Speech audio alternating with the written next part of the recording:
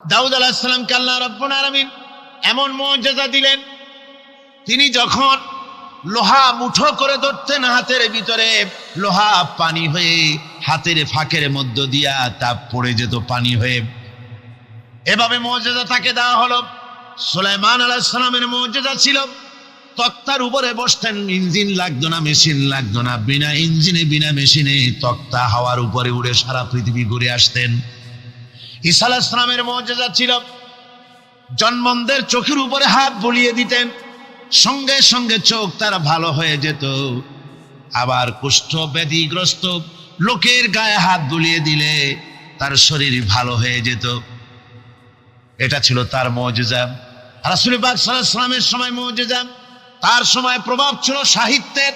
সাহিত্য আর কবিত্বের এত বেশি প্রভাব বিস্তার হলো, তারা কবিতা লিখে লিখে রচনা করে করে কাবা শরীফে লাগাই দিত। পারলে এই কবিতার সাথে মোকাবেলা করো এই চ্যালেঞ্জে। আল্লাহ রাব্বুল আলামিন সেই সময় কোরআনে কারীমকে অবতীর্ণ করে দিলেন। কোরআনে কারীম দুনিয়ার সমস্ত সাহিত্য আর কবিত্বের সমস্ত মানকে ছাড়িয়ে চলে গেছে এমন এক পর্যায়ে, কিয়ামত পর্যন্ত কোরআনের সাহিত্যের ভাবধারা এর মানকে উতরে যেতে পারবে এমন সাহিত্যের জন্ম আজও হয় নাই, ভবিষ্যতেও হবে না। এটা হলো রাসূল পাক সাল্লাল্লাহু আলাইহি ওয়াসাল্লামের মুজিজা। রাসূল সাল্লাল্লাহু আলাইহি ওয়াসাল্লামের 3000 মুজিজার ভিতরে শ্রেষ্ঠ মুজিজা হচ্ছে কোরআন। শ্রেষ্ঠ মুজিজা কি? তাই আমি বলতেছিলাম, নবীরা দুনিয়া থেকে বিদায় হয়ে গেছেন, মুজিজা সাথে নিয়ে গেছেন। দাউদ আলাইহিস সালাম ইন্তেকাল করলেন, তার মুজিজা লোহা পানি করা মুজিজা কবরে নিয়ে গেছেন। আজ আর কেউ লোহা চাপ দিলে পানি হয় না। সুলাইমান আলাইহিস সালাম দুনিয়া থেকে বিদায় হয়েছেন, মুজিজা কবরে নিয়ে গেছেন। আজ আর কেউ বিনা ইঞ্জিনে তক্তায় বসলে তক্ত আর বাতাসে উড়ে বেড়ায় না। হযরতে মূসা আলাইহিস সালাম বিদায় হয়ে গেলেন দুনিয়া থেকে, লাঠিও তার চলে গেছে। আজ আর দুনিয়ায় হাজার লাঠি একযোগে ফেললেও ছোট্ট একটা সাপও আর হবে না। ঈসা আলাইহিস সালাম বিদায় হলেন, মুজিজা চলে গেল সাথে।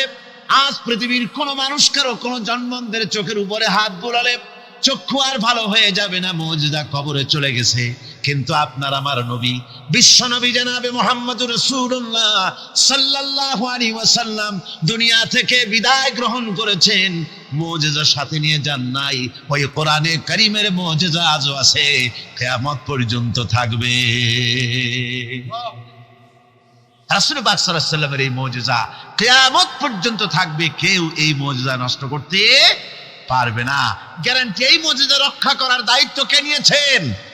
আল্লাহ রাব্বুল আলামিন বলেছেন, নাহনু নাযালনা যিকরা ওয়া ইন্না লাহু লাহাফিজুন। কোরআনে কারীম অবতীর্ণ করেছি আমি আল্লাহ, আর এর সংরক্ষণের সবটুকুন দায়িত্ব আমি আল্লাহ আমার নিজ হাতে গ্রহণ করেছি। হেফাজতের সবটা দায়িত্ব আমার। তাই বিশ্ব জুড়ে আজ কোরআন রয়েছে হেফাজতে, কোনো কিতাব হেফাজতে নাই, শুধু কোরআন হেফাজতে আছে। মানুষ এটাকে মুখস্থ করে করে হেফাজত করে রেখেছে। হুজুর আপনাদের সামনে বলেছেন, সূরা তো দূরের কথা, আয়াত তো দূরের কথা, জের জবর তো দূরের কথা, একটা কলমের নিদ ধরে যে জায়গাটায় একটা নকতা, এই নকতাটারও পরিবর্তন কেউ করতে পারে নাই। সামনে পারবে নাকি? সামনেও পারবে না। জোরে সোরে কোন সুবহানাল্লাহ। এই কোরআনের ইজ্জত যারা দিবে, আল্লাহ তাদের ইজ্জত বাড়ায় দেবে। সুবহানাল্লাহ। ভাবনি কোরআনকে নিয়ে যে আগ বাড়বে, সে যদি জিরো হয় আল্লাহ হিরো বানায় দিবেন। আর কোরআনকে যদি কেউ বেইজ্জত করার চেষ্টা করে, সে যদি হিরো হয় আল্লাহ তাকে দুনিয়া আখিরাতে জিরো বানায় দিবেন। কি বানায় দিবেন? জিরো বানায় দিবেন। সুবহানাল্লাহ বিহামদিহি। সুতরাং কোরআনে কারীম হচ্ছে, কোরআনে কারীম আমাদের কলিজা, আমাদের ঈমান, আমাদের রক্ত, আমাদের ব্রেইন, আমাদের মগজ, আমাদের জীবন, আমাদের বেঁচে থাকা, আমাদের মরে যাওয়া, আমাদের সম্মান, আমাদের স্বাধীনতা, আমাদের সার্বভৌমত্ব, আমাদের সুখ, আমাদের সমৃদ্ধি, সব কিছু কোরআনকে কেন্দ্র করে। সব কি কেন্দ্র করে? কোরআনকে কেন্দ্র করে। কোরআন থাকে তো আমরা থাকবো। অর্থাৎ কোরআন ভিত্তিক জীবন যদি আমরা চালাতে পারি, দুনিয়ায় শান্তি পাবো, আখিরাতেও শান্তি পাবো। কোনো সন্দেহ নাই। সেই জন্য কোরআনে কারীমকে আমাদের বুকে ধারণ করতে হবে। এই কোরআনের কত বড় মর্যাদা হবে জানেন? রাসূল পাক সাল্লাল্লাহু আলাইহি ওয়াসাল্লাম বলেছেন, কোরআন যে ব্যক্তি পড়বে আর ওই অনুযায়ী আমল করবে, কিয়ামতের দিন তার মা বাপের মাথার উপরে সুন্দর দুটি নূরের টুপি পরিয়ে দেওয়া হবে। তা হলো সেই যে ব্যক্তি তার ছেলেকে, সন্তানকে কোরআন পড়িয়েছে আর কোরআন অনুযায়ী আমল করেছে পৃথিবীর বুকে, সেই কারণে রব্বুল আলামিন সন্তুষ্ট হয়ে তার মা বাপের মাথার উপরে এমন দুটো নূরের টুপি পরিধান করায় দেবে, যার উজ্জ্বলতা চন্দ্র সূর্যের আলোকে হার মানায় দেবে। কোরআনে কারীমকে যারা মহব্বত করে পড়তো, দেখেন এমন এক কিতাব যা অধিকাংশ মানুষে বোঝে না। কিন্তু আপনারা বলেন না বুঝে পৃথিবীতে কোনো বই পড়ে, এরকমের একটা বইয়ের নাম জানেন আপনারা? কোন বলতে পারবেন? পারবেন না। কোরআন এমন কিতাব যা মানুষ বুঝেও পড়ে, না বুঝেও পড়ে, দিনেও পড়ে, রাতেও পড়ে, সকালেও পড়ে, সন্ধ্যায় পড়ে, আবার গভীর রাত্রে তাহাজ্জুদের নামাজ আদায় করে কোরআনে কারীম তেলাওয়াত করতে থাকে আর চোখ থেকে দরদর করে পানি পড়তে থাকে। হাদিস শরীফে রাসূলুল্লাহ বলেছেন, কিয়ামতের দিন কোরআনের তেলাওয়াতকারীকে আল্লাহ রাব্বুল আলামিন বলবেন, ও আমার বান্দা, তুমি দুনিয়ার বুকে কোরআনে কারীমকে যেমন থেমে থেমে তেলাওয়াত করতে, ওইভাবে করে তেলাওয়াত করতে থাকো আর জান্নাতের উপরে উঠতে থাকো। কোরআনে কারীম থেমে থেমে তুমি যেভাবে দুনিয়ায় পড়তে, ওইভাবে আয়াতে আয়াতে থেমে থেমে পড়ো আর উঠতে থাকো বেহেশতের মধ্যে। তোমার তেলাওয়াত যেখানে গিয়ে শেষ হবে, বেহেশতে ওইটাই হবে তোমার অবস্থান স্থল। সুবহানাল্লাহ। আল্লাহ যেন আমাদেরকে আহলে কোরআন বানায় দেন। সবাই বলি আমিন, জোরে বলেন আমিন। আল্লাহ যেন আমাদেরকে কোরআনের সহি করে কোরআন তেলাওয়াত করার তৌফিক দান করেন। সবাই বলুন আমিন। কোরআন যেন বুঝতে পারি, কোরআন অনুযায়ী যেন আমল করতে পারি, এ তৌফিক যেন আল্লাহ আমাদের দেন। আমরা সবাই বলি আমিন। আমার ভাইয়েরা, কোরআনে কারীমের উপরে আমি দীর্ঘ কোনো ভূমিকা না দিয়ে এখন যেখান থেকে আলোচনা করতে চাই, চলুন সেখানে আমরা চলে যাই। কোরআন থেকে সরাসরি আমরা আলোচনা করতে চেষ্টা করি। কোরআন এসেছে আমাদের ভাগ্য চমকায় দিতে। কোরআন আমাদেরকে এজন্য আসে নাই যে কোরআন আমাদের জন্য কোনো মুসিবত নিয়ে এসেছে, কোরআন আমাদের জন্য শুধুমাত্র তাবিজ নিয়ে এসেছে, কোরআন আমাদের জন্য ঝাড়ফুঁক নিয়ে এসেছে, তা নয়। কিন্তু বন্ধু, কোরআন এসেছে আমাদের জীবনের সব কথা নিয়ে। এর মধ্যে কিছু বাদ দেওয়া হয় নাই। পিঁপড়ার মতো একটা ছোট্ট তুচ্ছ প্রাণীকেও বাদ দেওয়া হয় নাই, হাতির মতো বিরাট জন্তুকেও বাদ দেওয়া হয়নি। সব কোরআনে কারীমের মধ্যে বলা হয়েছে। এর ভিতরে এটা রাজনীতির বই নয়, কিন্তু রাজনীতির মূলনীতি আছে। রাজনীতির কি আছে? মূলনীতি আছে। এটা অর্থনীতির কিতাব নয়, কিন্তু অর্থনীতির মূলনীতি এর মধ্যে রয়েছে।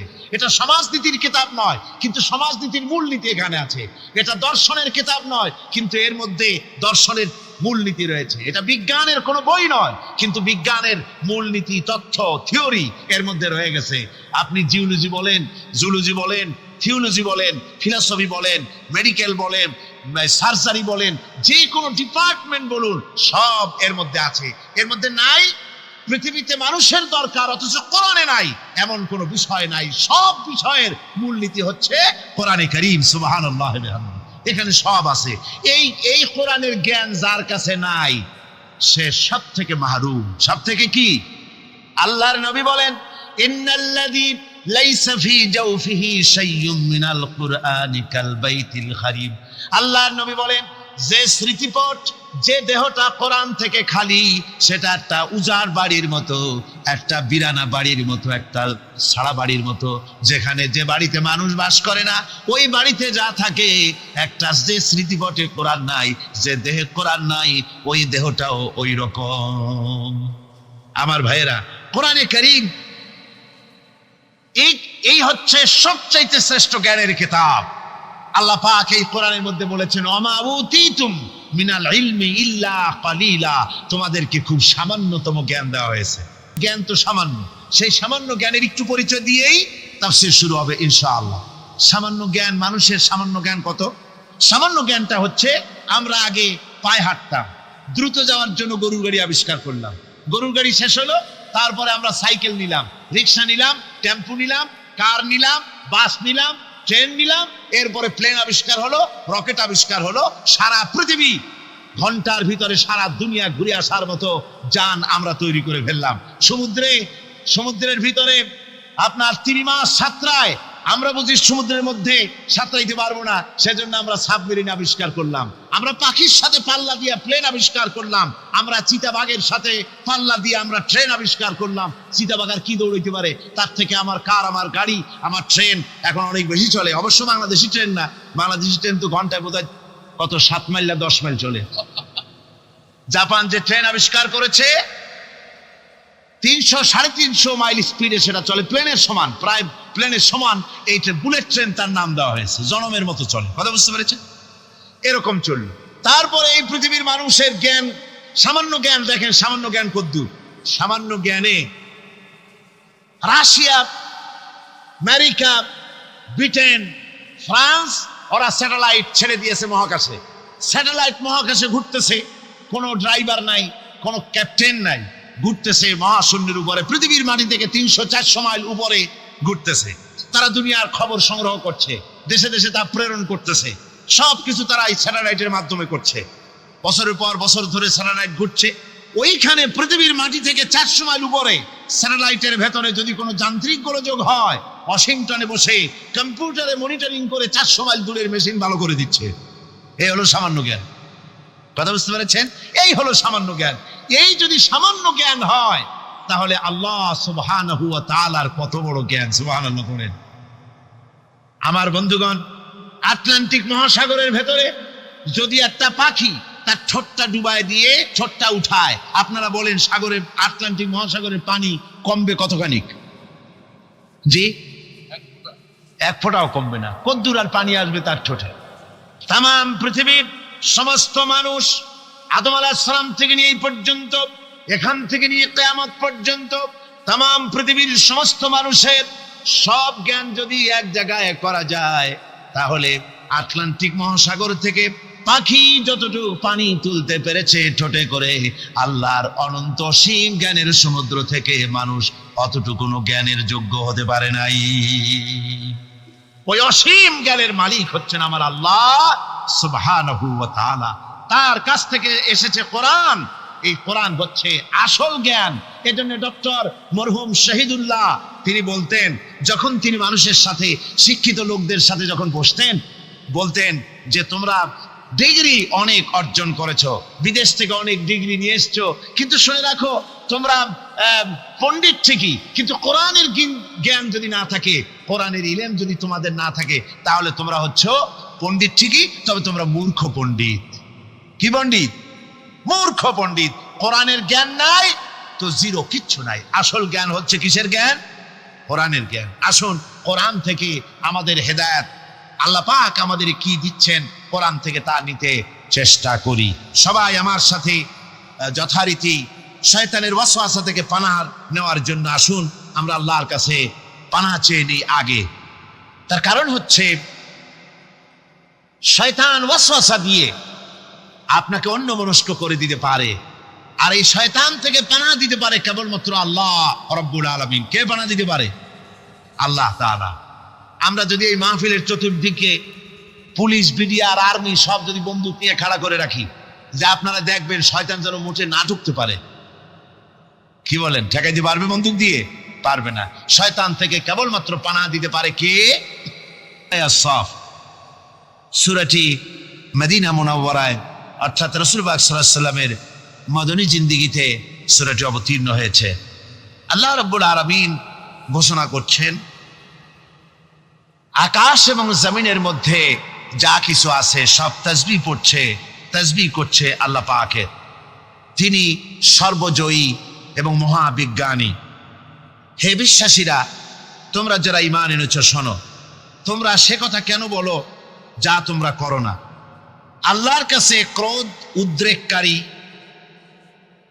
সব থেকে বেশি আল্লাহর কাছে ক্রোধ উদ্রেককারী ব্যাপার হচ্ছে যে তোমরা যা বলো তা তোমরা করো না। আসলে আল্লাহর কাছে প্রিয়পাত্র তো তারা যারা নাকি আল্লাহ রাস্তায় লড়াই করে সারিবদ্ধভাবে ইস্পাত দৃঢ় লৌহ প্রাচীরের মতো হয়ে। স্মরণ করো মুসা আলাইহিস সালামের কথা, যখন তিনি তার কওমকে বলেছিলেন হে আমার জাতি, কেন তোমরা আমাকে উৎপীড়িত করছো, অথচ তোমরা ভালো করেই জানো যে আমি আল্লাহর পক্ষ থেকে রাসূল হয়ে এসেছি। পরে আল্লাহ রাব্বুল আলামিন পরে তারা যখন বক্রতার পথ অবলম্বন করলো, আল্লাহ রাব্বুল আলামিন তাদের দিলকেও বক্র করে দিলেন। আর আল্লাহ ফাসিকদেরকে কখনো হেদায়েতের রাস্তা দেখান না। এ হলো আয়াতগুলির শাব্দিক তর্জমা। সূরাটি রাসূল পাক সাল্লাল্লাহু আলাইহি ওয়াসাল্লামের মদনী জিন্দেগিতে অবতীর্ণ হয়েছে। ওহদের যুদ্ধের সমসাময়িক সময় সূরাটি নাজিল হয়েছে বলে মুফাসসিরিন কিরাম লিখেছেন। সূরাটির প্রথমেই মুমিনদেরকে সতর্ক করা হয়েছে এই বলে যে ওই সব লোক হচ্ছে ঘৃণ্য লোক, আল্লাহর কাছে ওই সব লোকেরা ঘৃণ্য যারা মুখে যে কথা বলে কাজে তা পরিণত করে না। এরা আল্লাহর কাছে দারুণ ঘৃণ্য ব্যক্তি। আর আল্লাহর কাছে দারুণ প্রিয় লোক হচ্ছে তারা যারা নাকি আল্লাহর দ্বীনকে প্রতিষ্ঠার জন্য আল্লাহর রাস্তায় সীসা ঢালা প্রাচীরের মতো মজবুত হয়ে সারিবদ্ধভাবে বাতিলের সঙ্গে যারা লড়াই করে, তারা হচ্ছে আল্লাহ পাকের কাছে অত্যন্ত প্রিয় ব্যক্তি। এই সূরাটির ভেতরে বলা হয়েছে যে মূসা আলাইহিস সালাম এবং ঈসা আলাইহিস সালামের সাথে বনী ইসরাইলেরা যে ধরনের ব্যবহার করেছে, আর তারপরে বনী ইসরাইলদের যে পরিণতি আমি আল্লাহ করে দিয়েছি, ও মুসলমানেরা, তোমরা যারা ঈমান এনেছো, তোমরাও যদি তোমাদের রাসূল মুহাম্মদ সাল্লাল্লাহু আলাইহি ওয়াসাল্লামের সাথে এমন দুর্ব্যবহার করো, তাহলে বনী ইসরাইলদের মতো দশা তোমাদেরও হবে। এখানে আল্লাহ রাব্বুল আলামিন এই সূরাটির ভেতরে যে কথাটা বলছেন তা হচ্ছে, প্রথমেই শুরু হচ্ছে সাব্বাহা লিল্লাহি মা ফিস সামাওয়াতি ওয়াল আরদ, যা কিছু আছে এই পৃথিবীতে আর আকাশে জমিনে সবকিছু আল্লাহর তাসবিহ পড়ে। কার তাসবিহ পড়ে? সাব্বাহা ইউসাব্বিহু তাসবিহান। সাব্বাহা দিয়ে বোঝানো হচ্ছে অতীতে এই পৃথিবীতে যা কিছু ছিল এবং ভবিষ্যতে যা কিছু পৃথিবীতে আসবে, যা আছে আকাশে, যা আছে জমিনে, সব কিছুই তাসবিহ পড়ে। কার? আল্লাহ পাকের। জোরে বলেন, কার তাসবিহ পড়ে? আকাশে এবং জমিনে আমরা যা কিছু দেখতে পাই সব আল্লাহ রাব্বুল আলামিনের তাসবিহ পড়ে। একথা বলে আল্লাহ পাক মানুষকে যেন এই কথাই বুঝাতে চাচ্ছেন যে পৃথিবীর মানুষ, তোমাদেরকে শুধুমাত্র তাসবিহ করার জন্যই পাঠানো হয় নাই। আল্লাহ পাক তোমাদের তাসবিহর মুহতাজ না। তোমরা জিকির করবে, তোমরা আল্লাহ রাব্বুল আলামিনের সিজদা করবে, তোমাদের সিজদা, তোমাদের তাসবিহর জন্য আল্লাহ মুহতাজ নন। এই পৃথিবীতে যা কিছু আছে সব আল্লাহর তাসবিহ পড়ে, আল্লাহর জিকির করে, গাছেও করে, পানিতেও করে, মাছেও করে, গাছের পাতাগুলি করে, সমস্ত প্রাণী জগৎ সবাই আল্লাহর জিকির করে, আল্লাহর তাসবিহ পড়ে। তোমরা ওদের ভাষা বোঝো না, ওরা ওদের ভাষায় আল্লাহ পাকের জিকির করে, তোমরা বুঝতে পারো না। পাখির ডাকগুলির মধ্যে তোমরা যে ধরনের খেয়াল করো ওই ধরনের ডাক শুনতে পাও। যেমন আমাদের দেশে একটা পাখি আছে, আমরা শুনতে পাই বউ কথা কও বলে। এরকম পাখি আছে নাকি চট্টগ্রামে? আছে, বউ কথা কও পাখি বলা হয়। তা আসলে সে কিন্তু বউ কথা কও বলে না। তার কথা বলার দরকার কি? তার বউ কি তার উপরে রাগ করে আছে নাকি? আসলে সে ওটা বলে না।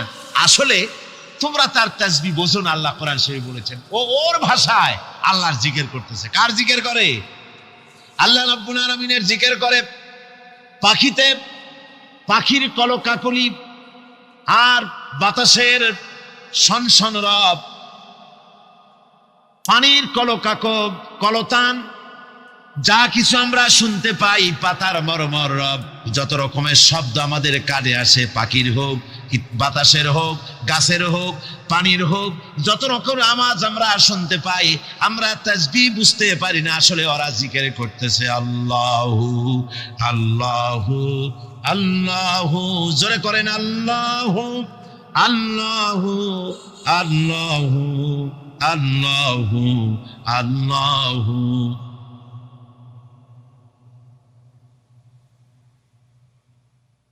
আল্লাহু আল্লাহু আল্লাহু আল্লাহু আল্লাহু আল্লাহু। যা সেই পৃথিবীতে আকাশে জমিনে সব আমার তাসবিহ পড়ছে, আমার জিকির করছে। ওহু আল আজিজুল হাকিম। আর আল্লাহ হচ্ছেন সর্বজয়ী। তিনি এমন যে তার হুকুম না মেনে, তার তিনি হচ্ছেন অপ্রতিরোধ্য শক্তি, তার শক্তির মোকাবেলা কারো করার কোনো ক্ষমতা নাই, অপ্রতিরোধ্য ক্ষমতা তার, প্রচন্ড ক্ষমতার মালিক তিনি। আর হাকিম সুবিজ্ঞানী, মহাবিজ্ঞানী, সুবিজ্ঞ, মহাবিজ্ঞ।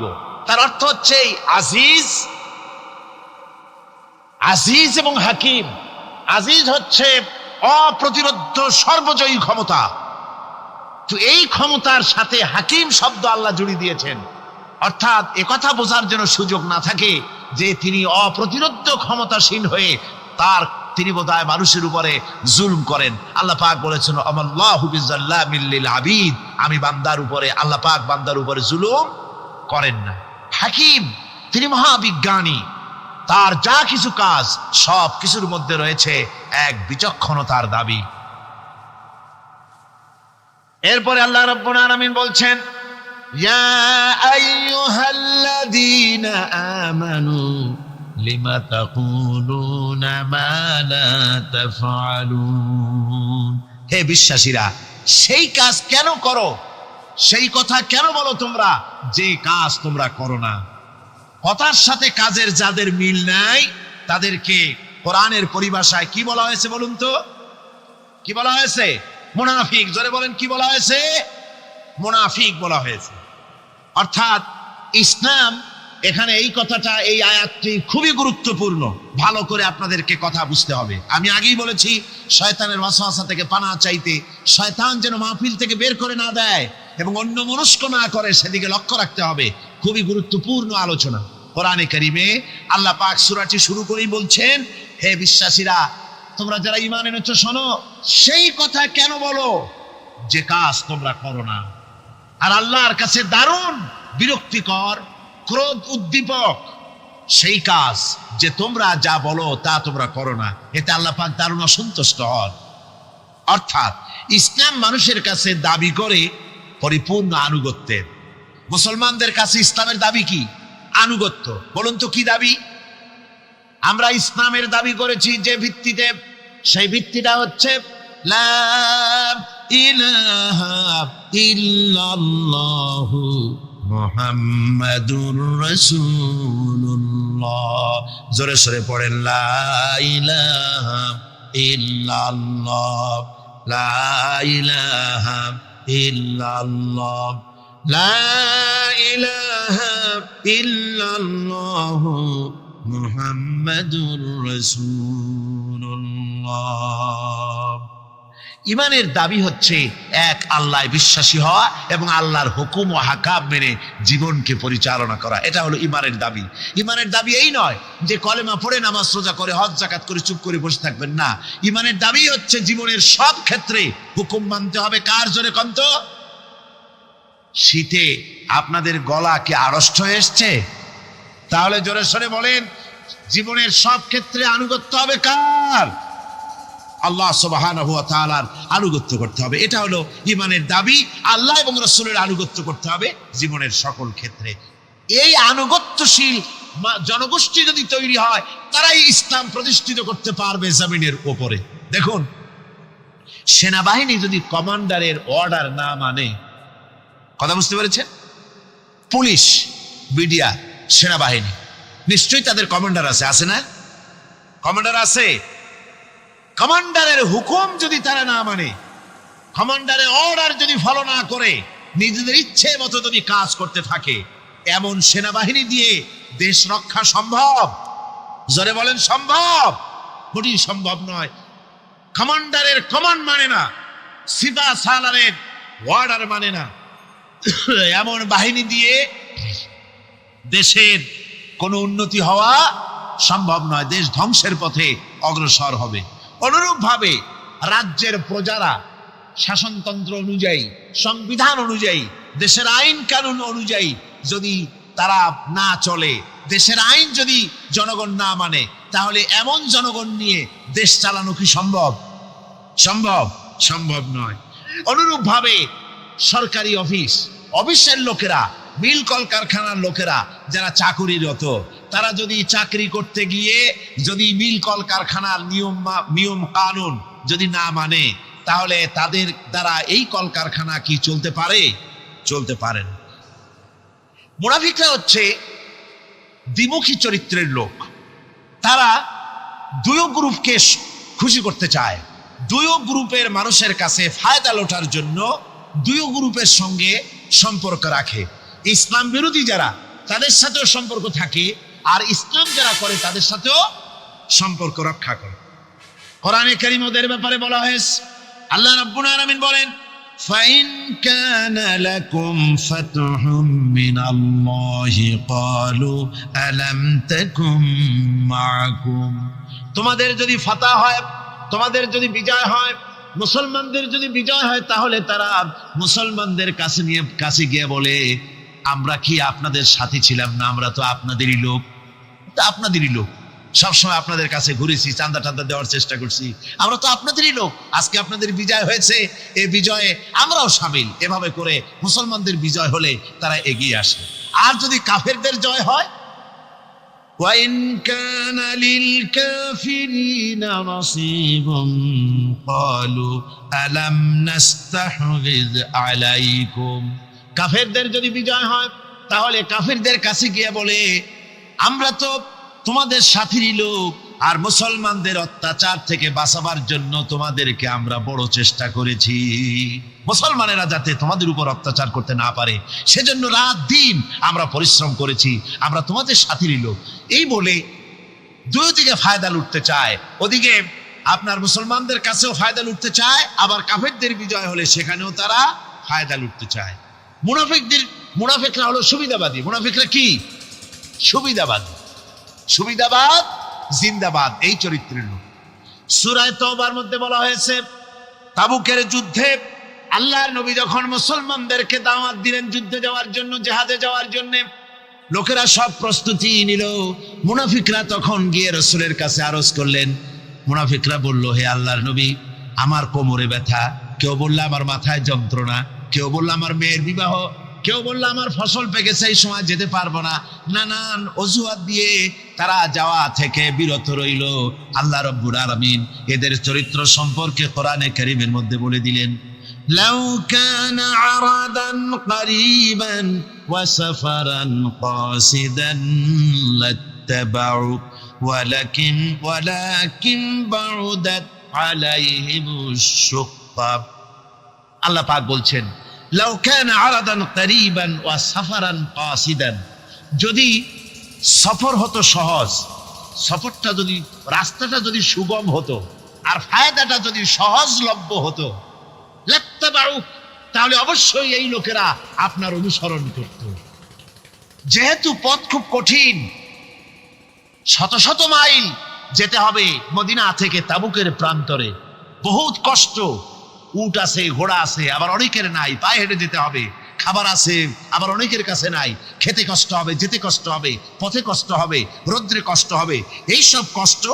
আর ফায়দা খুব তাড়াতাড়ি জিততে পারবো, তাও তো এখানে ধারণা নাই। মুনাফিকরা বলেছে, মুসলমানরা যখন জিহাদে যাচ্ছে, বলেছে যাও, এরা মক্কার কুরাইশ না, রোমকদের সাথে লড়াই হবে, টের পাবা, রোমকরা ঝুলাইয়া পিটাইয়া জনমের যুদ্ধের স্বাদ মিটাইয়া দেবে। এইভাবে করে মুসলমানদেরকে ভয় দেখিয়েছে, নিজেরাও যায় নাই, ওদেরকেও বাধা দিয়েছে।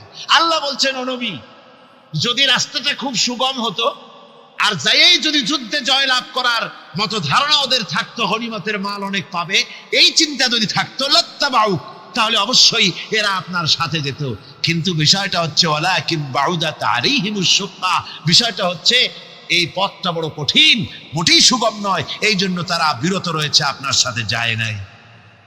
আর ফিরে যখন রাসূল এলেন, যখন আল্লাহর নবী জিহাদে বিজয়ী হয়ে যখন ফিরে এলেন মদিনায়, আল্লাহ রাব্বুল আলামিন বলেন, এই মুনাফিকরা সকলের আগে রাসূলের সঙ্গে দেখা করেছে।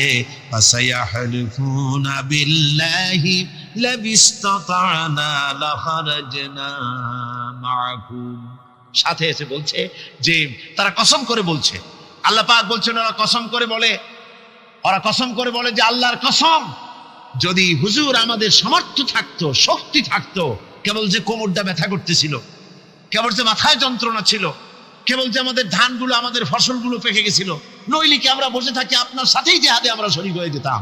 এইভাবে তারা হচ্ছে মুনাফিক চরিত্রের। সব সময় সুবিধাবাদী লোক তারা। তাদের ভিতর এবং বাইরে রয়েছে বৈসাদৃশ্য। মুখে যে কথা বলে অন্তরে সেটা না, অন্তরে যেটা মুখে আর একটা। এটা কাদের লক্ষণ? মুনাফিক। কোরআনে কারীমে রব্বুল আলামিন বলেন, ইয়াকুলুনা বিআলসিনাতিহিম মা লাইসা ফি কুলুবিহিম। তারা সেই কথাই মুখ দিয়ে উচ্চারণ করে যে কথা তাদের মনের ভিতরে নাই, মনে একটা মুখে একটা। এটাই হলো মুনাফিকদের চরিত্র। আর এদের আরেকটা কোয়ালিটি হলো, আপনারা দেখবেন মুনাফিক চিনবেন, মুনাফিক কে তা চিনতে খুবই সুবিধা হবে। এরা হচ্ছে মুসলিম জাতির বিপদ যদি দেখে দারুণ খুশি হয়। বসনিয়ায় মুসলমানেরা মরে, একটা টু শব্দ করবে না। কিন্তু দেশে যদি কোন রকম কিছু হয় নাই, তাও অস্থির সাম্প্রদায়িক বলে গালি দিয়া একেবারে চায়ের কাপে ঝড় তুলে বসে, ঠিক কিনা কর? মুসলমানেরা বিপদে পড়লে তাদের কলজা আনন্দে ফুর্তিতে ভরে যায়। মুসলমানের যখন বিপদে পড়ে তারা দারুণ খুশি হয়। আর মুসলমানদের যদি বিপদ হয়, বিপদে খুশি। আর মুসলমানরা যদি সুখ পায়, সমৃদ্ধি পায়, তাহলে তারা বেজার হয়ে যায়, কলজে জ্বলে যায়। যদি দেখা গেল রাশিয়া ভেঙে টুকরা হয়ে গিয়ে মুসলমানদের 6টা দেশ রাশিয়ার পেটের মধ্যে দিয়ে আজাদ হয়ে বেরিয়ে আসছে। রাশিয়ার পেটের মধ্য দিয়া মুসলমানদের কয়টা দেশ বেরোলো? হ্যাঁ, 6টা দেশ। মুসলমানদের যখন ভালো হয় তখন ওদের কলজা শুকায় যায় দুঃখের চোটে। আল্লাহ রাব্বুল আলামিন বলেন, ইম তামসাসকুম হাসানাতুন তাসুউহুম ওয়া ইন তুসিবকুম সাইয়্যাতুন ইয়াফরাহু বিহা। মুমিনদের যদি ভালো হয়, মুসলমানদের যদি সুখ এবং সমৃদ্ধি আসে, তাহলে মুসলমানদের সুখ সমৃদ্ধিতে তাদের কলিজা জ্বলি পড়ে যায়, অসন্তুষ্ট হয় দারুণ ভাবে।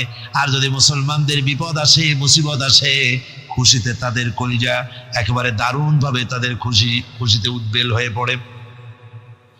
মুনাফিকদের আরেকটি চরিত্র হচ্ছে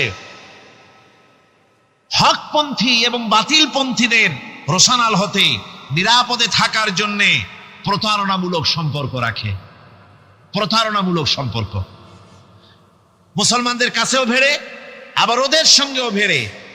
টাকা পয়সা ওদের যদি থাকে, তো এই বেশি টাকাগুলো দেয় ইসলাম বিরোধীদের দিয়া সম্পর্ক রক্ষা করে। জানি না কোন দল ক্ষমতায় যাবে, বলা তো যায় না, কাজে দুই দিকে সম্পর্ক রক্ষা করে তারা চল।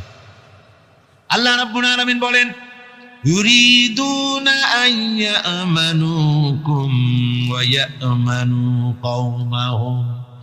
ওরা চায় দুই সম্প্রদায়ের সঙ্গে সম্পর্ক রক্ষা করে প্রতারণামূলক আচরণ করে নিজেদেরকে টিকিয়ে রাখার জন্য চেষ্টা করে। মুনাফিকদের অবস্থা হচ্ছে, তারা ইসলামের ক্ষতি সাধনের জন্য সারাক্ষণ চেষ্টা সাধ্য করতে থাকে। আর ইসলামের বিচার পদ্ধতি মুনাফিকদের পছন্দ নয়। ইসলামের যে কোনো বিচার পদ্ধতি শুনলেই তাদের দারুণ জ্বালা করে। যেমন ইসলামের বিচার পদ্ধতি হলো, চোর পুরুষ হোক আর নারী হোক, উভয়ের হাত কেটে দাও। এ শুনলে তারা বলে এটা হলো বর্বর আইন। জিনার শাস্তি, মদখোরের শাস্তি, হত্যাকারীর শাস্তি, কোরআনে কারীম যে শাস্তি বিধান করেছে তা শুনলে পরে তাদের দারুণ খারাপ লাগে এবং এ নিয়ে বিতর্ক সৃষ্টি করে।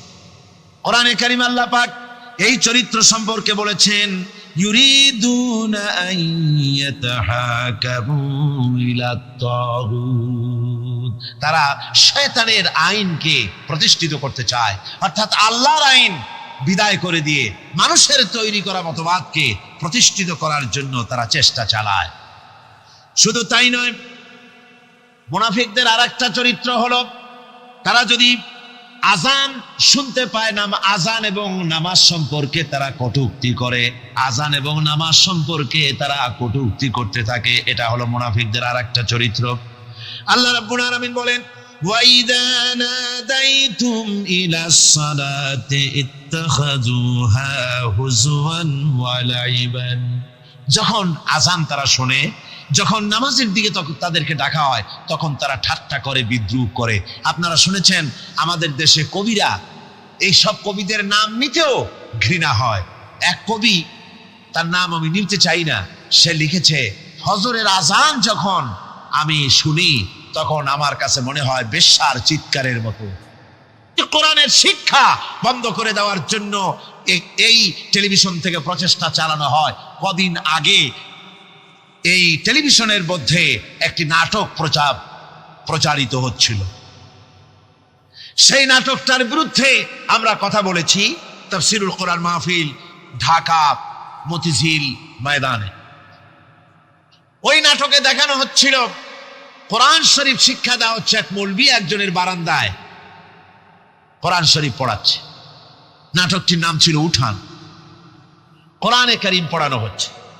তো কোরআনে কারীম কি, আলিফ জাবর আ, বা জাবর বা, সা জাবর সা, এগুলি পড়ানো হচ্ছে। একটা মেয়ে লোক এসে বলছে, সব বন্ধ কর, হয় অসাকর, আয় আম পেড়ে খাই, এইগুলি পড়। আমি এই দৃশ্য আমি নিজের চোখে দেখেছি। ইচ্ছে করেই সেই অনুষ্ঠানটি আমি দেখলাম, তার কারণ এর আগে 2-3টা পর্বে পত্র পত্রিকায় দারুণভাবে সমালোচনা এসেছে। আমি কিভাবে আক্রমণ হচ্ছে দেখার জন্য চেষ্টা করলাম। আমি দেখে তারপরে দেখলাম টুপির উপর আক্রমণ করা হলো, জামার উপরে আক্রমণ করা হলো।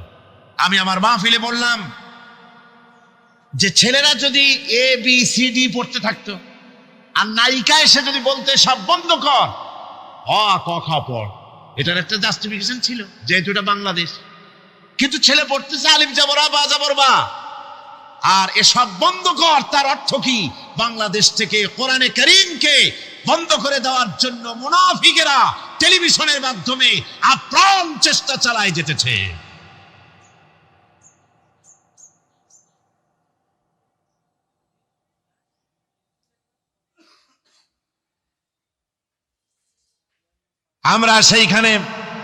আমরা দাবি করলাম গভর্নমেন্টের কাছে। সেদিন যারা SBI, BNSI, DFI যারা আসছিলেন, আমি সকলের কাছে বললাম যে আল্লাহর কাছে আপনারা দায়ী হয়ে যাবেন যদি আপনারা আমাদের এই বক্তব্য সরকারের কানে না পৌঁছান। কোরআনে কারীম বন্ধ করার ষড়যন্ত্র, মুসলমানদেরকে গাল দেওয়া, আর মুসলমানদের উপরে কলকাতার প্রভুত্ব প্রতিষ্ঠার জন্য এই নাটক লেখা হয়েছে। এটা যদি বন্ধ করা না হয় মুসলমানেরা টিভি ভবন ঘেরাও করবে। সরকারের কানে সম্ভবত কথা গিয়েছে। তারপরে 2 দিন পরে এই নাটক প্রচার টিভিতে বন্ধ করা হয়েছে। কিন্তু আজকের পত্রিকা আবার দেখলাম এটাকে পুনঃ প্রচার করার জন্য বামপন্থীরা উঠে পড়ে লেগেছে। এই হলো মুনাফিকদের কাজ। গভর্নমেন্ট যদি, তথ্য মন্ত্রণালয় যদি এই নাটককে আবার পারমিশন দেয়, তাহলে আমরা বুঝতে বাধ্য হব সরকারকে মুনাফিকি রোগে পেয়েছে। কোরআনে কারীমের কথা অনুযায়ী আমরা বুঝতে পারবো সরকারকে কোন রোগে পাইছে, মুনাফিকি রোগে পেয়েছে। তার কারণ হচ্ছে মুনাফিকরা সব সময় চায় আল্লাহর দ্বীন যাতে দুনিয়া থেকে মিটে যায়। সেজন্য নাটকের মাধ্যমে, গানের মাধ্যমে, প্রচারের মাধ্যমে, পত্রিকার মাধ্যমে অহরহ ইসলামের বিরুদ্ধে সমালোচনা করা, এটাই হলো তাদের কাজ। টুপির বিরুদ্ধে, জামার বিরুদ্ধে, নামাজের বিরুদ্ধে, মসজিদের বিরুদ্ধে তারা এরকম করতে থাকে। পাপের কাজ যদি দেখে তড়িৎ গতিতে ওরা ঝাঁপিয়ে পড়ে। কোরআনে কারীমে রব্বুল আলামিন বলেন, وَتَرَى كَثِيرًا مِّنْهُمْ يُسَارِعُونَ فِي الْإِثْمِ وَالْعُدْوَانِ। মুনাফিকদের চরিত্র এটাও যে তারা যখনই সুযোগ পায় তখনই খারাপ কাজের দিকে, মন্দ কাজের দিকে ঝাঁপায় পড়ে এবং মানুষদেরকে মন্দের দিকে, গুনাহের দিকে, জুলুমের দিকে, অত্যাচারের দিকে তড়িৎ গতিতে তারা ঝাঁপায় পড়ে। এটা হলো তাদের কাজ।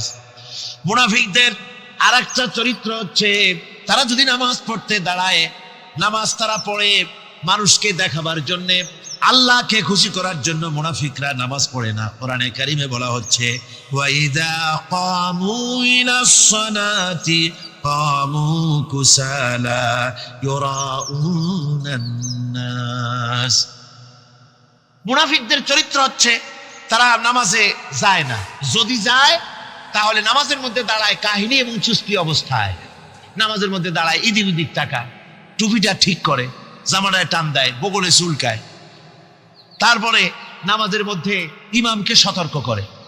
ইমাম যদি তাশাহুদ পড়তে দেরি করে, ওর নিজের পড়া আগে হয়ে গেছে, ইমাম একটু দেরি করতেছে, তো পিছন থেকে সিগন্যাল মারে।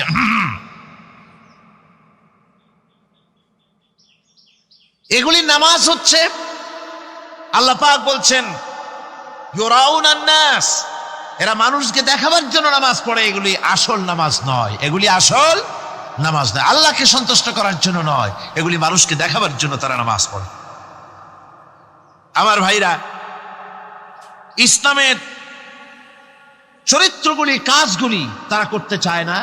সব সময়ের জন্য ইসলামের সঙ্গে বিরোধিতা করা এবং ইসলামের অপব্যাখ্যা করা, এগুলি হচ্ছে এই মুনাফিকদের চরিত্র, মুনাফিকদের কাজ। মুনাফিকরা চিরটা কাল এভাবে মুসলমানদের সঙ্গে খারাপ ব্যবহার করে এসছে এবং নিজেরা জাহান্নামের পথকে এভাবে তারা করে নিয়েছে। মুনাফিকদের আরেকটি চরিত্র হচ্ছে, জিহাদের নাম শুনলে তাদের কলিজা কেঁপে ওঠে। বুঝলেন? কই যে আপনারা জিহাদ করেন কেন? এমনি সহজ পথে কলেমা পড়িয়া অল্পের মধ্যে বেহেশতে যাওয়া যায়, এরকম একটু দোয়া টোয়া শিখান মুসলমানদেরকে। আমাদের কাছে মাঝে মধ্যে আসে, কয় যে মুনাফিক তো সহজে চেনা যায় না, কয় যে হুজুর এই যে বারবার জিহাদ, এই মারামারি, এই ঠ্যাঙ্গা ঠ্যাঙ্গি, এগুলি আছে নাকি ইসলামের মধ্যে? কোথায় আছে যে মারামারি করা লাগবে, তারপরে মিছিল করা লাগবে, ধর্মঘট করা লাগবে, এ ধরনের জিহাদে অংশ নিতে হবে? এগুলি কি? এগুলি বাদ দিয়া সহজভাবে, শান্তভাবে যাতে করা যায়, অল্প অল্প ছোট ছোট দোয়া শিক্ষা দেন, যাতে করে সহজে বেহেশতে চলে যাওয়া যায়। আমি বলছি ভাই, রাসূলুল্লাহ এরকম আমাদের শিখান নাই যে এরকমের সোরাগলি বেহেশতে যাওয়ার জন্য আবিষ্কার করে দেব, ছোট্ট একটা দোয়া পড়বেন আর আপনি বেহেশতে আপনার মামুরির বারান্দা যাই কলা খাওয়া শুরু করলেন। এত সহজে বিষয়টা আসবে না, বিষয়টা খুবই কঠিন। আল্লাহ রাব্বুল আলামিন বলেন, মুনাফিকদের চরিত্র হলো, জিহাদের নাম যখন তারা শোনে, জিহাদের নাম শোনা মাত্রই তাদের কলিজা কেঁপে ওঠে। রাআইতাল্লাযীনা ফী কুলুবিহিম মারাদুন ইয়ানজুরুনা ইলাইকা নাযারাল মাগশিয়্যি আলাইহি মিনাল মাউত। যখনই তাদের অন্তঃকরণ নেফাকের রোগে ভরা, নেফাকের রোগ তাদের কেমন ভাবে পেয়ে বসেছে যে ওরা এমন ভাবে তাকায় থাকে আপনার দিকে, রাসূলুল্লাহর দিকে এমন ভাবে তারা তাকায় থাকে যে জিহাদের কোনো কথা বলে ফেলে নাকি। জিহাদের কথা যদি আসে তাহলে তো সর্বনাশ। ওদের মৃত্যু যন্ত্রণার মতো, মৃত্যুর জ্বালায় পতিত ব্যক্তি যেমন চোখ ফ্যাকাশে হয়ে যায়, জিহাদের কোনো কারবার বা যুদ্ধের কোনো দামাডোল বেজে উঠলেই এদের কলিজার মধ্যে কাঁপ সৃষ্টি হয়ে যায়, কলিজার মধ্যে কাঁপ সৃষ্টি হয়, জিহাদের তারা দারুণভাবে ভয় পায়। মোমেনদের উল্টা, মোমেনদের হলো জিহাদের নাম শুনতে তাদের কলিজার মধ্যে ফুর্তি আসে। তার কারণ হচ্ছে জিহাদের ময়দান হচ্ছে এমন এক ময়দান, আল জান্নাতু তাহতা দিলালিস সায়ুফ, বেহেশত হচ্ছে তরবারির ছায়াতলে। এই রাস্তায় যদি মরতে পারি, জীবনে তো বহুত গুনাহ করছি, বেহেশতে যেতে পারবো কিনা আল্লাহই জানে, কিন্তু এই একটা পথ, এইখানে যদি জানটা দিতে পারি, বিনা হিসাবে আল্লাহর জান্নাতে চলে যেতে পারবো। আর শাহাদাতের মত হচ্ছে পিঁপড়ায় কাটার যন্ত্রণার চাইতে বেশি কিছু না। মোমেনদের দিলের জন্য খুশি হয়, আর ওদের দিল দারুণ কষ্ট তারা পেতে থাকে। এদের অবস্থা হচ্ছে, যেখানে দ্বীনের কথা হয় সেখানে তারা চুপ করে বসে কথা শুনে, আর যখন দ্বীন ইসলামী আন্দোলনের কথা আসে, জিহাদের কথা আসে, তখন তারা খুব ভয় পায়া এদিক ওদিক তাকায়। কোরআনে কারিমে ওদের এই চরিত্র সম্পর্কে বলা হয়েছে, وَإِذَا مَا أُنزِلَتْ سُورَةٌ نَظَرَ بَعْضُهُمْ إِلَى بَعْضٍ هَلْ يَرَاكُمْ مِنْ أَحَدٍ ثُمَّ انصَرَفُوا। এরা কোরআনের আয়াত যখন নাজিল হয় তখন একজন আরেকজনের দিকে তাকাতাকি করে, কি জানি আমাদের ব্যাপারে কোনো আয়াত নাজিল হয়ে পড়ে নাকি, অথবা জিহাদের ব্যাপারে কোনো আয়াত নাজিল হয়ে পড়ে নাকি, কেউ দেখে নাকি। এই সব এদিক ওদিক তাকাই আসতে এই জায়গা থেকে কেটে পড়ে, যে আমাদের চরিত্রই তো বর্ণনা করা হচ্ছে, কাজী এখন আর বসা ঠিক না, আস্তে করে কেটে পড়ার জন্য চেষ্টা করে। এটা হলো মুনাফিকদের আর একটা চরিত্র। এরা এইভাবে করে নিজেদের চরিত্রকে প্রকাশ করে ধরা পড়ে, এবং ইসলামের সবচাইতে মারাত্মক ক্ষতি এই মুনাফিকরা চিরকাল করেছে। আল্লাহ রাব্বুল আলামিন বলেন মুনাফিকদের ব্যাপারে, মুসলমানদের বিপদ হলে তারা দারুণভাবে খুশি হয়, আর মুনাফিকদের চরিত্র হলো মুসলমানদের উপকার হলে, ভালো হলে তারা দারুণভাবে অসন্তুষ্ট হয়ে যায়। যখন আর আল্লাহ মুমিনদেরকে সান্ত্বনা দেন, মুমিনদেরকে আল্লাহ পাক সান্ত্বনা দিচ্ছেন মুনাফিকদের ব্যাপারে, কুল লা ইউসিবানা ইল্লা মা কাতাবাল্লাহু লানা ওয়া মাওলানা ওয়া আলাল্লাহি ফালিয়াতাওয়াক্কালিল মুমিনুন। মুনাফিকদের শোনায় দাও। মুমিনদেরকে বলা হচ্ছে তোমরা মুনাফিকদের শোনাও যে তোমরা যে আমাদের ব্যাপারে খুশি হচ্ছ, যে আমাদের বিপদ দেখে, আমাদের চতুর্দিক থেকে বিপদ, মুসলমানদের আর চতুর্দিক থেকে কি বিপদ, এই বিপদ দেখে তোমরা দারুণ খুশি যে মুসলমানেরা এইবার মার খাচ্ছে, ইসলামী আন্দোলন আর কোমর সোজা করে দাঁড়াতে পারবে না, এইবার শেষ, বুদ্ধি করে আর যে ষড়যন্ত্রের জালে আটকায় দিতি আর মুক্তি হবে না। এই যে তারা খুশি। আল্লাহ রাব্বুল আলামিন বলেন, মুমিনেরা তোমাদের ঘাবড়াবার কোনো কারণ নাই, তোমরা বলে দাও কুল লা ইউসিবানা ইল্লা মা কাতাবাল্লাহু লানা, তোমরা শোনায় দাও যে আমাদের কিছুই হয় না, আমাদের শুধু তাই হয় যে আল্লাহ রাব্বুল আলামিন আমাদের জন্য লিখে রেখেছেন, আমাদের তাকদীরে যেটা আছে ওটাই হবে, এর থেকে বেশি কিছুই হবে না। তিনি আমাদের মাওলা, তিনি আমাদের মনিব, তিনি আমাদের প্রভু, আর সমস্ত মুমিনদের উচিত সে আল্লাহর উপরেই নির্ভর করা। তবে তোমরা জেনে রাখো,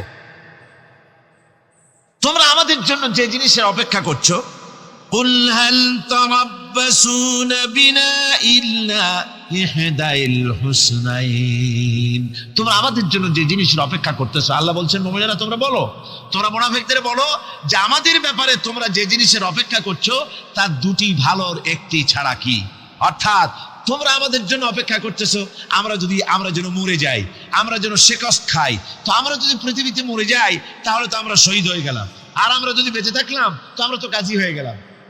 আমাদের ওই যে হাতি মরার মতো আর বাঁচার মতো, হাতি মরলেও লাখ টাকা, বাঁচলেও লাখ টাকা, আমরা মরলে গাজী, বাঁচলে কি শহীদ, কোন দিক দিয়ে আমাদের ঠগ নাই। সুতরাং তোমরা আমাদের জন্য যে জিনিস অপেক্ষা করো তার দুটো ভালোর একটি ছাড়া কি, আর আমরা তোমাদের ব্যাপারে, তোমরা যেমন আমাদের ব্যাপারে অপেক্ষা করতেছো, আমরাও তোমাদের ব্যাপারে আরেকটা জিনিসের অপেক্ষা করছি, ওয়া নাহনু নাতারাব্বাসু বিকুম আইয়ুসিবাকুমুল্লাহু বিআযাবিন মিন ইনদিহি আও বিআইদিনা, আমরাও তোমাদের জন্য অপেক্ষা করতেছি একটা জিনিসের, তোমরা আমাদের জন্য দুটি জিনিস অপেক্ষা করো, আমরাও তোমাদের জন্য দুটি জিনিস অপেক্ষা করছি, তা হচ্ছে তোমাদের শাস্তিটা আল্লাহ নিজে দিবেন না আমাদের হাত দিয়ে দেওয়াবেন, আমরা সেইটার অপেক্ষা করতেছি।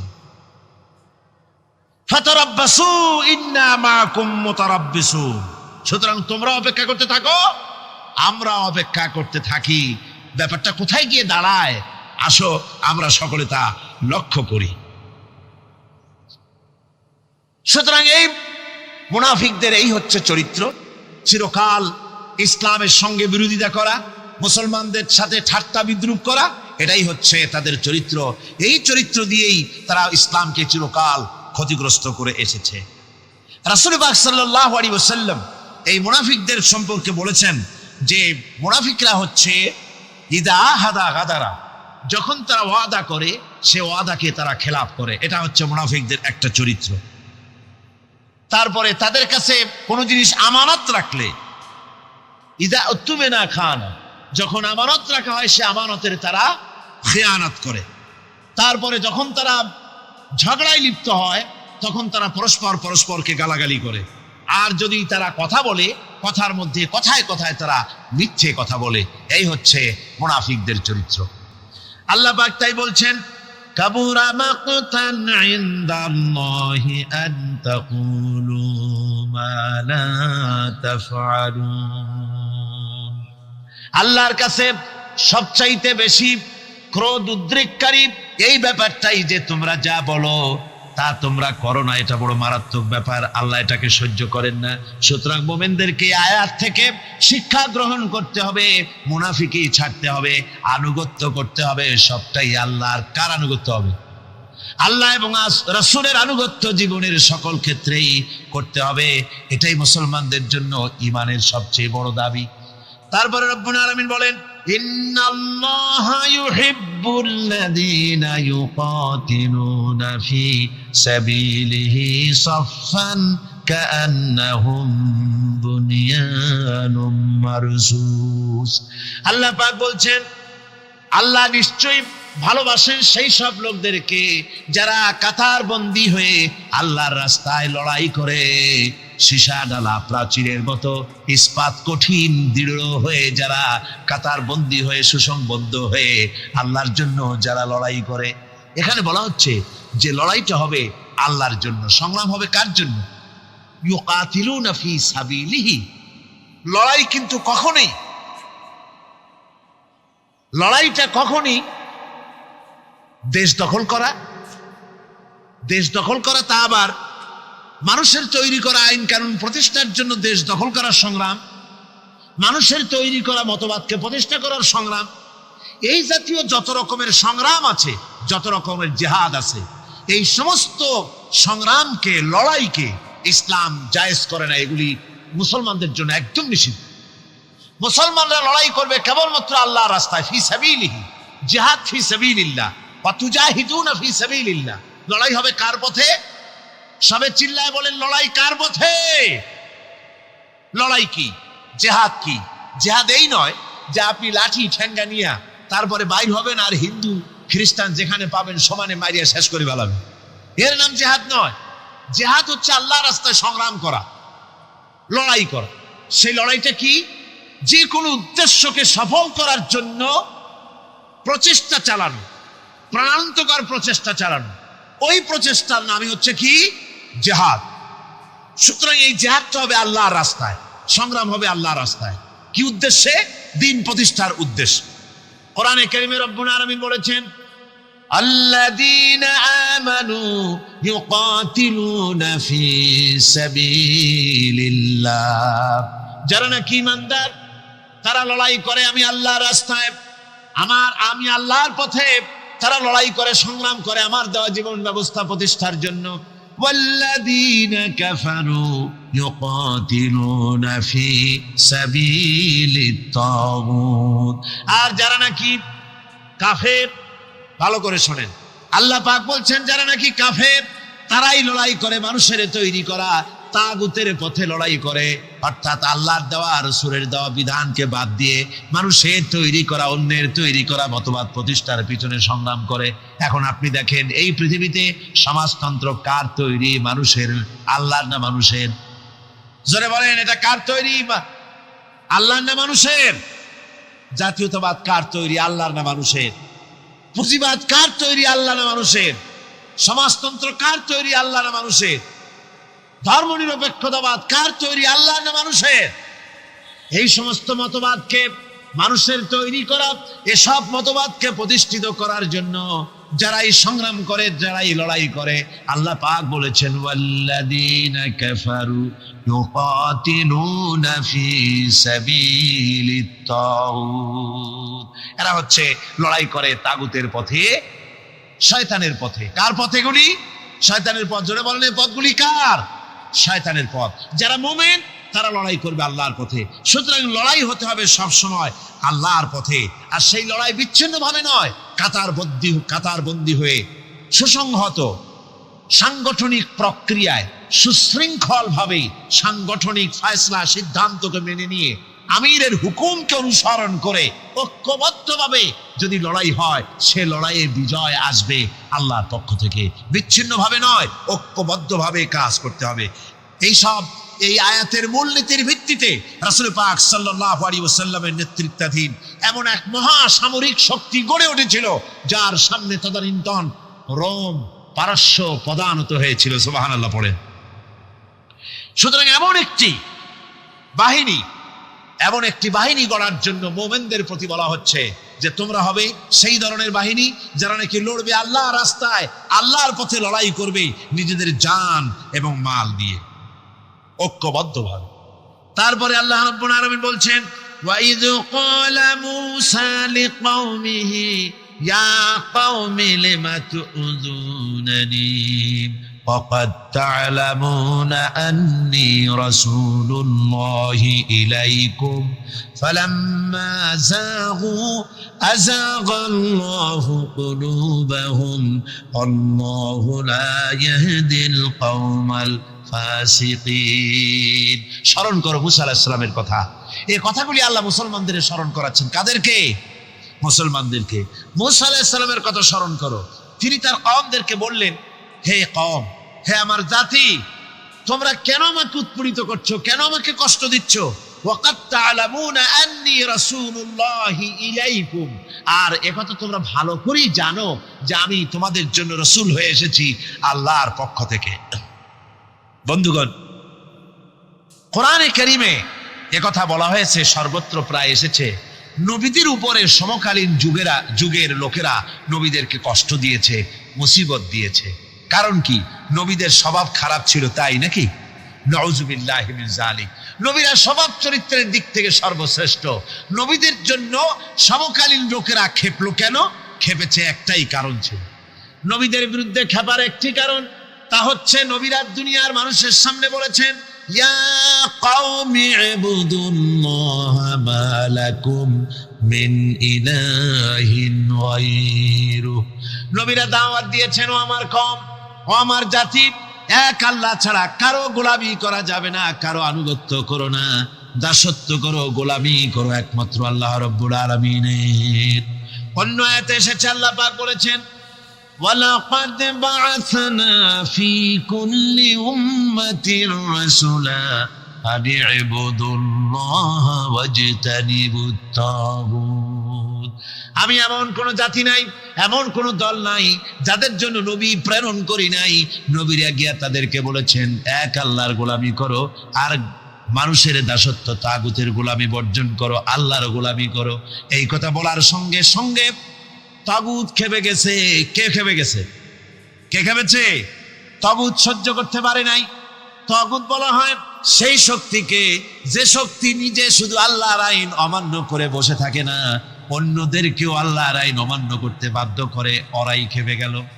ওরা খেপে মার আরম্ভ করে দিল। হযরতে মুসা আলাইহিস সালাম মার খেয়েছেন। হযরতে মুসা আলাইহিস সালাম, হযরতে ঈসা আলাইহিস সালাম, ইব্রাহিম আলাইহিস সালাম, নূহ আলাইহিস সালাম, এমন কোন পয়গম্বর আছেন যিনি মার খান নাই? কোরআনে কারীম বলা হচ্ছে, ইয়া হাসরাতান আলাল ইবাদ মা ইয়াতিহিম মির রাসূলিন ইল্লা কানু বিহি ইস্তাহজিউন। আফসোস বান্দার উপরে, এমন একজন রাসূল পাঠাই নাই যার সঙ্গে সমকালীন যুগের লোকেরা ঠাট্টা করে নাই, বিদ্রুপ করে নাই, পাগল বলে নাই। এমন একজনও পাঠাই নাই। যাকেই পাঠিয়েছি তার সাথে সমকালীন লোকেরা ঝগড়া বিবাদ করেছে, মারধর করেছে, অত্যাচার করেছে। বিশ্বকবি, কবি সম্রাট আল্লামা ইকবাল রহমাতুল্লাহ আলাইহি বলেছেন, সতীজা কা রহা है अजल से तायम रोज, सतेजा का रहा है असल से तायम रोज, चरागे मुस्तफा भी से शरारे बुलावी। मुस्तफार दीप शिखार साथे, মুস্তফার দীপ শিখার সাথে আবু লাহাবের অগ্নিস্ফুলিঙ্গের সংঘর্ষ চলে এসেছে। আবহমান কাল থেকে শুরু হয়েছে, আজও চলছে, কিয়ামত পর্যন্ত চলতে থাকবে। তবে কিনা আবু জেহেলের, আবু লাহাবের অগ্নিস্ফুলিঙ্গ নির্বাপিত হয়ে যাবে, আর মুস্তাফা সাল্লাল্লাহু আলাইহি ওয়াসাল্লামের দীপ শিখা জ্বলতেই থাকবে, নিভে যাবে না। সুবহানাল্লাহ পড়ে, নিভে যাবে না। কারণ হচ্ছে আল্লাহ পাক বলেছেন, ইউরিদুনা লিইউতফিউ নূরাল্লাহি বিআফওয়াহিহিম ওয়াল্লাহু মুতিম্মু নূরিহি ওয়ালাউ কারিহাল কাফিরুন। কাফের বেঈমানেরা চায় মুখের ফু দিয়ে আমার আলোকে নির্বাপিত করে দেবে, আমার দ্বীনকে দুনিয়া থেকে মিটিয়ে দেবে। আল্লাহ পাক বলেন, আমি আমার দ্বীনকে পূর্ণতা দান করব, জাঁকজমকের সাথে আমার দিন দুনিয়ার বুকে প্রতিষ্ঠিত হবে, তাতে কাফেরদের কলিজার ভিতরে যতই জ্বালা যন্ত্রণা হোক না কেন, ওদের মনে যত কষ্ট হোক, ইসলাম প্রতিষ্ঠিত হবে। আল্লাহ বলেছেন। কে বলেছেন? আল্লাহ পাক। আমি আমার দ্বীনকে পূর্ণতা দান করব। সুতরাং কাফেররা বাধা দিল নবীদের। কারা বাধা দিল? কাফের। যারা বাধা দিল তারা সংখ্যায় 3 শ্রেণী। কয় শ্রেণী? ভালো করে মনে রাখুন। বর্তমানে তারা আর নাই। জি, বর্তমানেও আছে, ভবিষ্যতেও থাকবে। 3 শ্রেণীর লোকেরাই বাধা দিয়েছে, বর্তমানেও দিচ্ছে, ভবিষ্যতেও দিবে। এই 3 শ্রেণীর প্রথম শ্রেণী হলো রাষ্ট্রশক্তি। রাষ্ট্রশক্তি বাধা দিল কেন? কেন বাধা দিল? রাষ্ট্রশক্তি যেমন ফেরাউন, রাষ্ট্রশক্তি নমরুদ, রাষ্ট্রশক্তি হচ্ছে আবু জেহেল, আবু লাহাব, আবু সুফিয়ান, উতবা, সাইবা, মুগীরা, এরা বাধা দিল। রাষ্ট্রশক্তি বাধা দিল। বাধা দেওয়ার কারণ হলো রাসূলুল্লাহ বলেছেন, নবীরা বলেছেন, তারা বলেছেন সবাই, ইয়া কওমি ইবুদুল্লাহ মা লাকুম মিন ইলাহিন গায়রু। নবীজি বলেছেন, ইয়া আইয়ুহান নাস কুলু লা ইলাহা ইল্লাল্লাহ তুফলিহু। ও মানব সকল, ঘোষণা করে দাও কোনো ইলাহ নাই, কোনো আইনদাতা নাই, কোনো বিধানদাতা নাই, আল্লাহ ছাড়া কোনো উপাস্য নাই, মাবুদ নাই। এই কথাগুলি যখন নবীরা বলেছেন, তখন সমকালীন রাষ্ট্রশক্তি বুঝতে পেরেছে আমাদের মাতবাড়ি তো আর চলবে না, মাতবাড়ি শেষ। যদি লা ইলাহা ইল্লাল্লাহ হয় তাহলে তো আমরা থাকি না। কারা থাকে না? রাষ্ট্রশক্তি। কারা থাকে না? কর। আমি আপনাদের কাছে যে মাঝে মধ্যে কথা জিজ্ঞেস করি, আপনারা কি তাতে বেজার হন নাকি? জিজ্ঞেস করি এই জন্যে যাতে আপনাদের কথাগুলি মনে থাকে। রাষ্ট্রশক্তি বাধা দিল এই কারণেই যে আমরা তো তাহলে আর থাকি না। লা ইলাহা, কোনো ইলাহা নাই, কোনো আইনদাতা নাই, কোনো বিধানদাতা নাই, কোনো শাসনকর্তা নাই, কেউ নাই আল্লাহ ছাড়া। একমাত্র আইন চলবে আল্লাহর। তাহলে আমরা লাগি কোন কাজে? আমাদের তো নেতৃত্ব থাকবে না, আমাদের মাতবাড়ি থাকবে না, আমাদের আইন চলবে না, আমরা তো বেকার হয়ে যাব।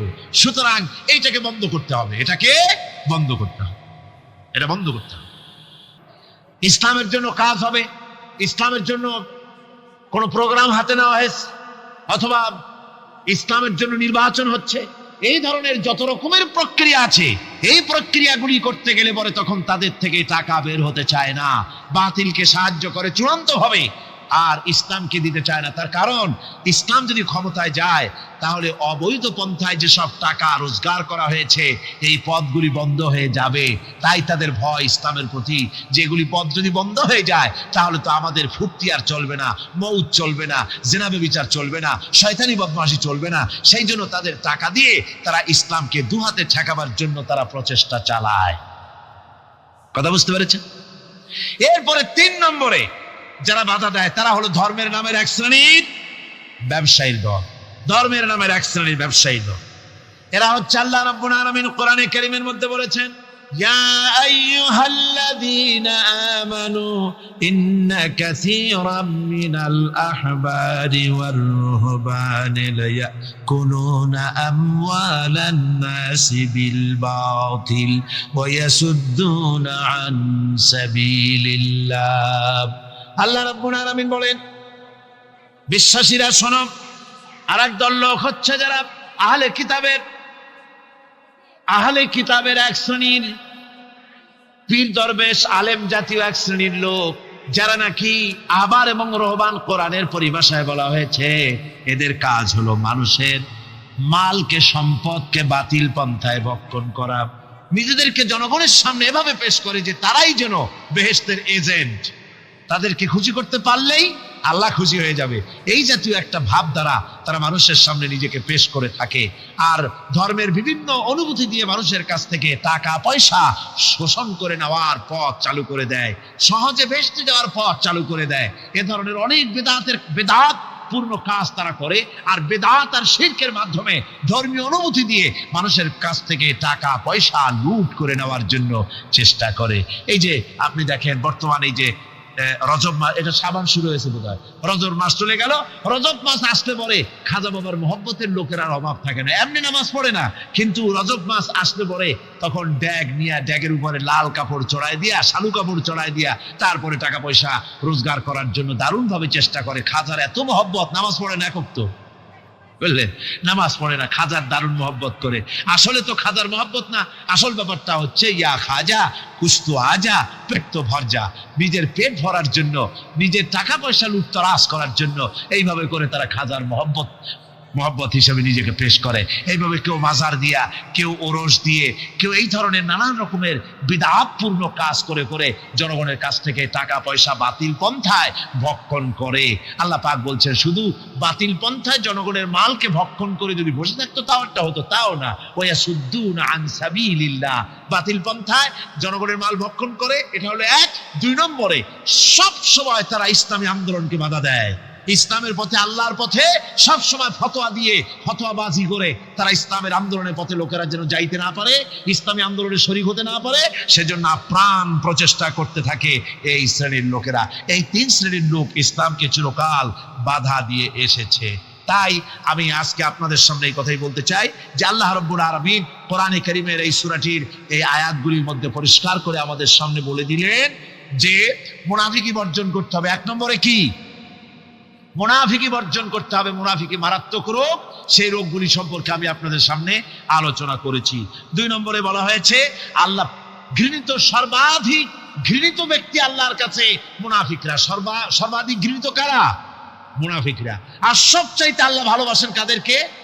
যারা নাকি কাতারবদ্ধভাবে আল্লাহর রাস্তায় লড়াই করে আল্লাহর দ্বীন প্রতিষ্ঠার জন্য, তারা হলো আল্লাহ সবচাইতে বেশি প্রিয়। আর তিন নম্বরে আজকের আলোচনায় আসলো যে নবীদেরকে যেভাবে জ্বালা যন্ত্রণা দিয়েছে কাফের বেঈমানেরা, ওই জ্বালা যন্ত্রণার সিলসিলা চলতেছে, চলবে। তবে মনে রেখো, বনী ইসরাঈলেরা যেভাবে মুসা আলাইহিস সালাম, ঈসা আলাইহিস সালামকে বাধা দিয়ে যেভাবে বিপদগ্রস্ত হয়েছে, তোমরা মুসলমানেরা যদি নবীদেরকে এভাবে নির্যাতন করো, তোমাদেরকেও নির্যাতিত হতে হবে। আল্লাহর গজব তোমাদের উপরেও আসবে। আর আগামীকাল আপনারা সকলে পরস্পরকে দাওয়াত দিবেন কোরআনের তাফসীরের মাহফিলে। আপনার দাওয়াত অনুযায়ী একটা লোক বা দুটা লোক যদি আপনার বেশি আনতে পারেন, আর তারা যদি কোরআনের আলোচনা শুনে যদি ইসলাহ হয়, চরিত্র ভালো হয়ে যায়, নামাজি হয়, দিনদার হয়, কিয়ামত পর্যন্ত এই সওয়াব কবরে বসে বসে আপনি পাবেন সাদকায়ে জারিয়ার। জোরে বলেন আলহামদুলিল্লাহ। এটাই কেউ কার্পণ্যতা করবেন না। টেলিফোনে দাওয়াত দিয়ে হোক অথবা বাড়ি গিয়ে হোক, যেমনি হোক, এক একজনে দুইজন তিনজনকে টার্গেট নিয়ে এই মাহফিলে দাওয়াত করে নিয়ে আসবেন। আল্লাহ পাক যেন সকলকে কবুল করেন। আর যাওয়ার সময় বুক স্টল আছে অনেক, প্রতি বছর এই বুক স্টলগুলি হয়, অনেক বইপত্র এখানে আসে, দ্বীনি বইপত্র, যেগুলি পড়লে আপনাদের দ্বীন ও ঈমান সহি শুদ্ধ হবে। কোরআনে কারীমের তাফসীর আছে, হাদিসের অনুবাদ আছে, ইসলামী সাহিত্য আছে, ইসলামী ম্যাগাজিন আছে, অভাব নাই। আপনারা যাওয়ার সময় কিছু কিছু প্রত্যেক দোকান থেকে আপনারা খরিদ করে নিয়ে যাবেন। আর আপনাদের বেগম সাহেবাদের, আপনাদের বোন, আপনাদের মেয়ে, আপনাদের মা, আত্মীয় স্বজন, আত্মীয়া মহিলাদের আছে, তাদেরকেও সাথে করে নিয়ে আসবেন। যেহেতু মা বোনদের জন্য আলাদাভাবে বসার, পর্দা সহকারে কোরআনে কারীম শোনার ব্যবস্থা আছে। এসবে আপনারা সবাই অংশ নেবেন এবং আসরের পর থেকেই শামিল হবেন। বহু ওলামায়ে কেরাম এখানে আছেন, তারা ওয়াজ করতে থাকেন। প্রত্যেকের মধ্যেই আলাদা আলাদা সৌন্দর্য রয়েছে, হারগোলেরা রাং অবুয়ে দিগার আছে। এক একজনের মধ্যে আল্লাহ এক এক ধরনের যোগ্যতা দান করেছেন। সকলের কাছ থেকে দ্বীনি কথা শুনে নিজেকে ধন্য করার জন্য সকলের চেষ্টা করা হবে ইনশাআল্লাহুল আজিজ। আল্লাহুম্মা আমিন। রব্বানা যালামনা আনফুসানা ওয়া ইন লাম তাগফির লানা ওয়া তারহামনা লানাকুনান্না মিনাল খাসিরিন। রব্বানা লা তুযিগ কুলুবানা বা'দা ইয হাদাইতানা ওয়া হাব লানা মিন লাদুনকা রাহমাতান ইন্নাকা আনতাল ওয়াহ্হাব। আয় আল্লাহ তাআলা, হাজার হাজার মুসলমান নরনারী ঠান্ডাকে উপেক্ষা করে তোমার দ্বীনের কথা শোনার জন্য, কোরআনে কারীমের কথা শোনার জন্য এই মাঠে এসে হাজির হয়েছে। আল্লাহ, তুমি দয়া করে মেহেরবানি করে আলোচনার সওয়াবটুকুন হুজুরে পুর নূর সাল্লাল্লাহু আলাইহি সাল্লামের রূহ মুবারকে পৌঁছে দাও। রব্বুল আলামিন, আমাদের মধ্য থেকে যাদের মা বাপ দুনিয়া থেকে জনমের মতো বিদায় হয়ে গেছে, আল্লাহ কবরে যদি আযাব থাকে দয়া করে আযাব মাফ করে দাও। আল্লাহ আমাদের মা বাপের উপরে তোমার রহমত নাজিল করো। রব্বিরহামহুমা কামা রব্বায়ানি সগীরা, রব্বিরহামহুমা কামা রব্বায়ানি সগীরা। হায় আল্লাহ রাব্বুল আলামিন, এই মাহফিলে যত লোক আছি আমরা, কার কোন ব্যাধি আছে, রোগ আছে, আমরা তুমি ভালো করে জানো। আমাদের প্রত্যেকের ব্যাধিকে তুমি শেফায়ে আজলা দান করে দাও। আল্লাহ পাক, তোমার এক বান্দা ইফতেখার তার নাম, তিনি মারাত্মক জ্বরে বছরের পর বছর ধরে ভুগতেছে। আল্লাহ তুমি দয়া করে মেহেরবানি করে তাকে শেফা দিয়ে দাও। আয় আল্লাহ পাক, আবারও আমরা স্মরণ করি তোমার দরবারে দোয়া করতেছি এই সমাজ কল্যাণ পরিষদের সভাপতি মাওলানা শামসুদ্দিনের জন্য। আল্লাহ তুমি দয়া করে মেহেরবানি করে তার চোখ ফিরাইয়া দাও। আয় আল্লাহ, কোরআনের মাহফিলের দাবি তুমি কবুল করো।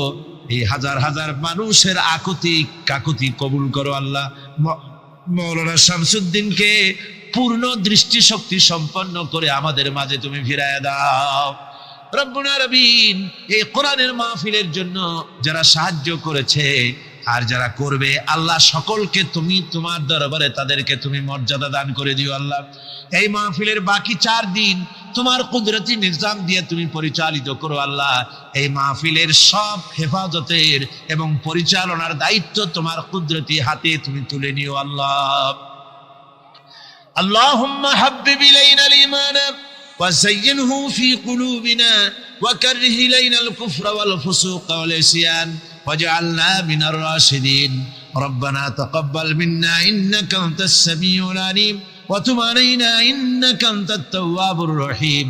سبحان ربك رب العزة عما يصفون وسلام على المرسلين الحمد لله رب العالمين. واجعل آخر كلمة عند الموت لا إله إلا الله محمد رسول الله.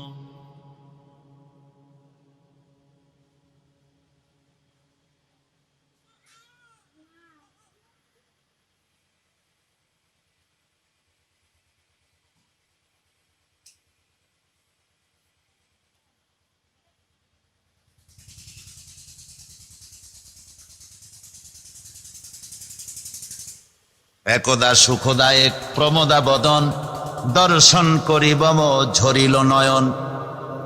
হেসে কহে সে রূপসী সবিস্ময় মন, কহ দেখি মহাশয় কহ কি কারণ। বিষয় বিরাগী তুমি ভুবনে প্রচার, কি হেতু জন্মিল তব মানস বিকার। সামান্য ললনা রূপ করি দর্শন, উচিত না হয় তব অশ্রু বরিশন।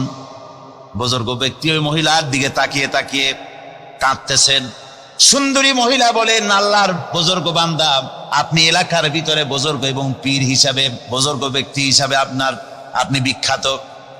আজকে আমাকে এখানে দেখে আপনি আমার দিকে তাকায় আমার রূপ উপভোগ করতেছেন আর কাঁদতেছেন। আপনার মতো সংসার বিরাগী মানুষ আমার মতো একটা সুন্দরী মেয়েকে দেখে এভাবে কাঁদা ঠিক না। বুজুর্গ ব্যক্তি বলছেন, হেসে কহিলাম বালে করহ শ্রবণ, নেত্র ঝরে তব হেতু ভেব না এমন। যে শিল্পী রচিল ওই সুধাংশু বদন, তাহার তরে ঝরে নেত্র নয়নে জীবন। ও আল্লাহর বান্দি, আমি তোমাকে দেখি কান্দি না, আমার চোখে পানি বেরিয়ে গেছি। তোমারে দেখে আমি মনে মনে ভাবলাম, এত সুন্দর করে যিনি মানুষ বানিয়েছেন, না জানি ওই আল্লাহ রব্বুল আলামিন কত বড় সুন্দর।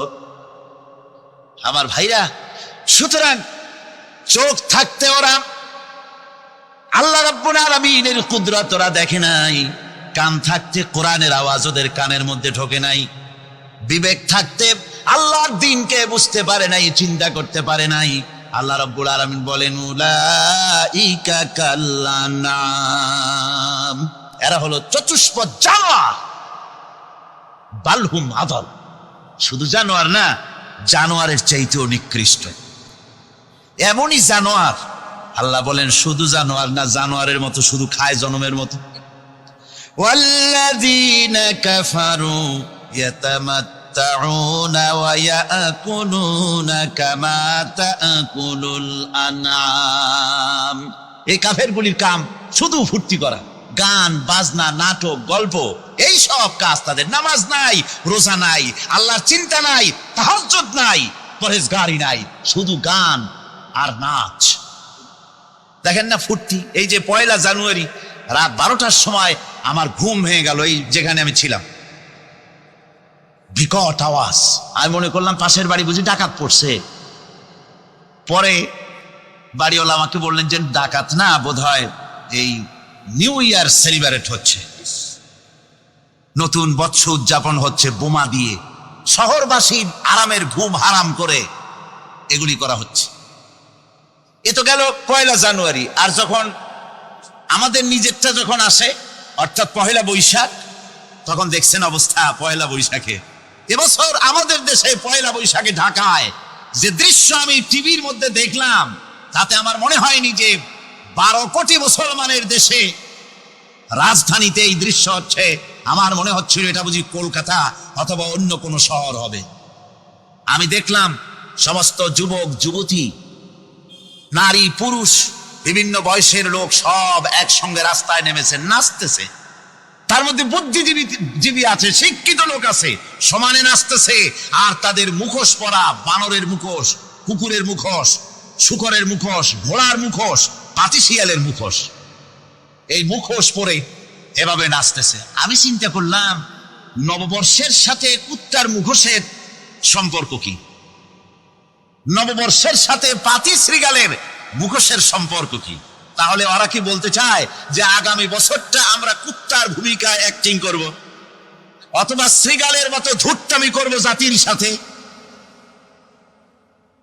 তারপরে কি করলো? সকাল বেলায় যুবক যুবতী 1 বৈশাখ সূর্য উদয়ের আগে রমনা লেকের পাড়ে গিয়ে সব দাঁড়িয়েছে বাসন্তী রঙের শাড়ি পরে। তারপরে সেখানে দাঁড়িয়ে সূর্য উদয়ের পানে তাকিয়ে সকাল বেলায় ভাবে করজোর করে বলছে, এসো হে নববৈশাখ স্বাগতম হে। নববৈশাখ অলক্ষে বোধহয় এটা শুনে বলতেছে, বাবাজিরা আমারে ডাকতেছো, অপেক্ষা করো, আমি আসতেছি। আমারে ডাকতেছো, আমি আসতেছি, কোমরে গামছা বেঁধে আসতেছি, 225 মাইল স্পিডে আসতেছি, 30 ফুট উঁচু জলোচ্ছ্বাস নিয়ে আসতেছি, বৈশাখের মজা। আমার ভাইরা, মুসলমান নববর্ষ উদযাপনের সাথে মুসলমানের কিসের সম্পর্ক? মুসলমান যদি এই দিন উদযাপনই করে, তাহলে তাকে করতে হবে ফজরের নামাজ পড়বে। মুসলমান নববর্ষ উদযাপন করবে, ফজরের নামাজ পড়বে, তারপরে কোরআন শরীফ তেলাওয়াত করবে, দরুদ শরীফ পড়বে, আল্লাহর দরবারে হাত তুলে বলবে, রব্বুনা রাব্বিন, 1 বছর পার করে দিলাম, নাফরমানি ছাড়া কিছুই তো করি নাই, বিগত বছরে যা করেছি মাফ করে দাও, আগামী বছরটা গোটা জাতি আর দেশের জন্য কল্যাণকর মঙ্গলময় করে দাও। এটাই তো বলা উচিত ছিল নাকি? বলে তা না করে, তা না বলে, বৈশাখের পরিচালককে না দেখে সরাসরি বৈশাখকে আহ্বান করা হয়েছে। আর বৈশাখ আহ্বান করার মজা জনমের মতো দেখাই দিয়েছে। আল্লাহ রাব্বুল আলামিন তাই বলেন, কাফেররা তাদের কাজ হলো শুধু খাওয়া। তারা এমন খাওয়া খায়, জনমের মতো খায়। ইয়াকুলুনা কামা তাকুলুল আনাম, জানোয়ারে যেমন খায় ওই রকম খায়। তার মানে খায়, একটু বিসমিল্লাহ কয় না, খায় যখন ছেড়ে দেয় তখন আলহামদুলিল্লাহ বলে না, বাহাত দিয়ে খায়, আবার বাহাত দিয়ে খায়। ডাব একটা কাটলো, বিসমিল্লাহ নাই, খাইলো, 2-4 ঢোক খাইয়া পুরা ডাবটার ফেলাই দিল। ডাবটা কি তোমার বাজান তৈরি করছিল নাকি? একটু বিসমিল্লাহ বললা না, একটু শুকরিয়া আদায় করলাম। আমি গত এই যে ডিসেম্বর গেল, ডিসেম্বরের 16 তারিখে আমেরিকা থেকে এসেছি। ওখানে দেখলাম তারা প্রতি নভেম্বর মাসের শেষ বৃহস্পতিবার থ্যাঙ্কস গিভিং ডে অবজার্ভ করে। তা আমি জিজ্ঞেস করলাম, থ্যাঙ্কস গিভিং ডে জিনিসটা কি? ওরা বলল, এটা হচ্ছে এই যে গড আমাদেরকে সারা বছর ভালো খাওয়াইছে, আমাদেরকে ভালোভাবে পড়াইছেন, সুন্দর রেখেছেন, এই জন্য আমরা গডকে থ্যাঙ্কস দেই। নভেম্বরের এই শেষ দিনটিতে সারা বছরে ভালো খাইছি, ভালো থাকছি, এই জন্য গভর্নমেন্টকে মানে গডকে থ্যাঙ্কস দিলাম। আমি আমার আলোচনায় সেখানে বললাম যে দেখেন, রাশিয়ার সাথে আমেরিকার পার্থক্য তো এখানে, ওরা গডকে অস্বীকারই করেছে, গডই মানে না। আর এরা গডের নামাজ রোজা বা ইবাদত কিছু করুক আর না করুক, গডের অন্তত একটা ধন্যবাদ দেয়। ওরা ওদের ডলারে লিখেছে ইন গড উই ট্রাস্ট, প্রত্যেকটা ডলারে লেখা আমরা গডে বিশ্বাস করি। তো শুকর আদায় করলে তো আল্লাহ বাড়িয়ে দিবেন। আল্লাহ রাব্বুল আলামিনের সুন্নাত হলো শুকর যদি কেউ আদায় করে আল্লাহ বাড়িয়ে দেন।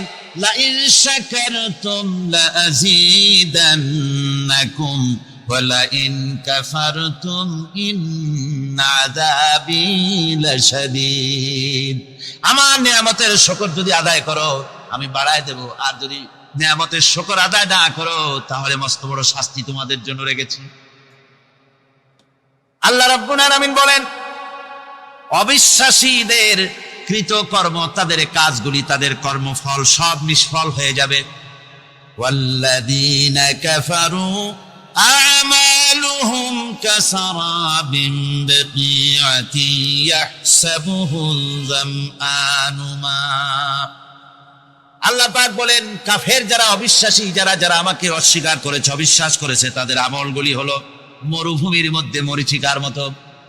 মরুভূমির মরীচিকা, মানুষ যখন মরুভূমির ভিতর দিয়ে যায় পানির পিপাসা লাগে, দূরে দেখে পানি চিকচিক করতেছে, আর ওই মরীচিকা যেটাকে সে পানি মনে করেছিল, হাত্তা ইযা জাআহু লাম ইয়াজিদহু শাইআ, যেটাকে সে পানি মনে করে ছুটতেছিল, যখন কাছে গেল আল্লাহ পাক বলেন কিছুই সেখানে পায় না, শুধু মরীচিকা, বালু আর বালু। এরকম করে যারা আমার দিনকে অস্বীকার করেছে, আমাকে অস্বীকার করেছে, তারা যত ভালো কাজ করুক আর যাই করুক না কেন, তাদের কৃত কর্মগুলি এভাবে সব নিষ্ফল। এ হলো এক কথা। 2 নম্বরের কথা হলো ওরা মনে করেছিল সমাজতন্ত্র শান্তি দেবে, কমিউনিজম শান্তি দেবে, সোশ্যালিজম শান্তি দেবে, ক্যাপিটালিজম শান্তি দেবে। এই শান্তির চিন্তা করে অগণিত মানুষকে হত্যা করে সমাজতন্ত্রের রাজত্ব যখন কায়েম করলো, 70 বছরও চলে গেল, তারপরে তারা দেখলো হাত্তা ইযা জাআহু লাম ইয়াজিদহু শাইআ, কিচ্ছুই পেল না তারা।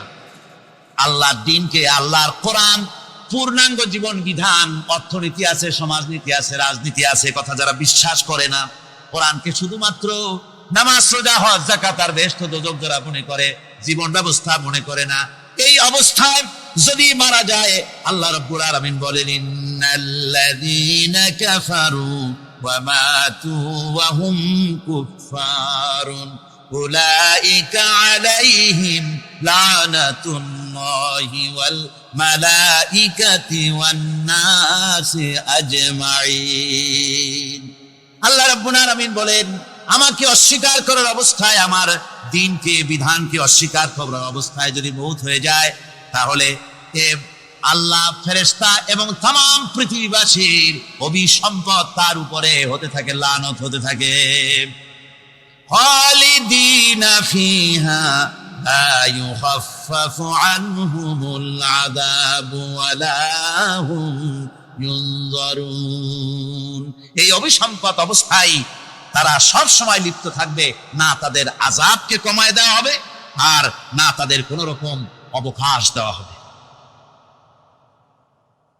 এখন আরো মজবুত কথা আসতেছে, ওয়ায়াউমা ইয়া'আদ্দুল যালিমু আলা ইয়াদাইহি ইয়াকুলু ইয়া লাইতানি ইত্তাখাযতু মা'আর রাসূলি সাবিলা।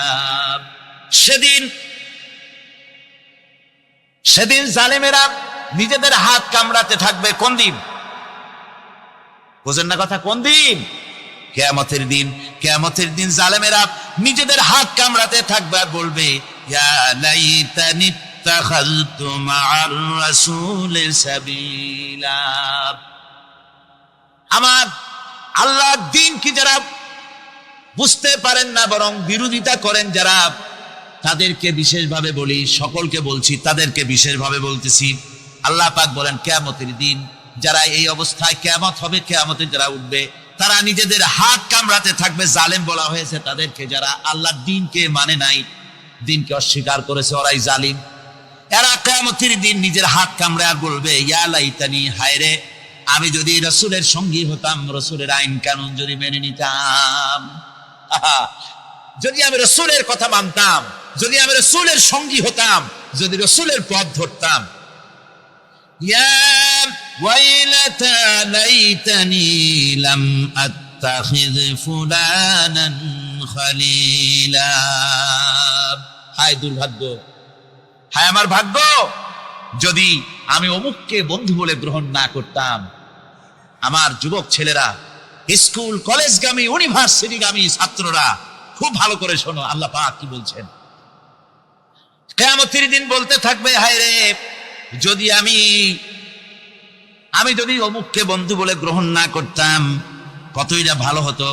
অমুকরে বন্ধু বলে গ্রহণ করেছিলাম, সে করলোটা কি? লাকাদ আদাল্লানি আনিয যিকরি বা'দা ইয জাআনি ওয়া কানা আশ-শাইতানু লিল ইনসানি খাযুলা। এই তো আমাকে প্ররোচিত করেছিল, সেই নসিহত আমাকে মানতে দেয়নি যা আমার কাছে এসেছিল। আমি যে কথাগুলো শুনলাম, কোরআনের কথা, হাদিসের কথা, রাসূলের কথা, এই বন্ধুটা এই আমাকে ফিরায় রাখছে, বলছে যে না, এগুলি মৌলবাদীদের কথা, এগুলো শোনো কি, কোরআনের কথা, এগুলি কি মানবে, এই জাতীয় কথা বলে আমাকে ফিরায় রেখেছে। এই জন্য আল্লাহর বিধান হচ্ছে, আল্লাহর বিধান অনুযায়ী রাসূলের অনুসরণ যারা করেছে তাদের সঙ্গেই বন্ধুত্ব হওয়া দরকার। অসৎ চরিত্রের বন্ধু হিসাবে কাউকে গ্রহণ করলে পরে পরকালে জাহান্নামে যাওয়া ছাড়া পথ থাকবে না। অসৎ বন্ধুদের সঙ্গে চলাফেরা করার কারণে যারা দিনকে অস্বীকার করেছে, দিন বোঝে নাই, কিয়ামতের দিন যখন জাহান্নামে যাবে, জাহান্নামের ভেতরে এক ফাঁকে শয়তানের সঙ্গে দেখা হয়ে যাবে। কার সাথে দেখা হবে? মিস্টার ইবলিস। এই মিস্টার ইবলিসের সঙ্গে জাহান্নামে দেখা হয়ে যাবে। দেখা হওয়ার সাথে সাথে এরা বলবে, বেটা, তুই তো সর্বনাশ করেছিস আমাদের ওয়াসওয়াসা দিয়া।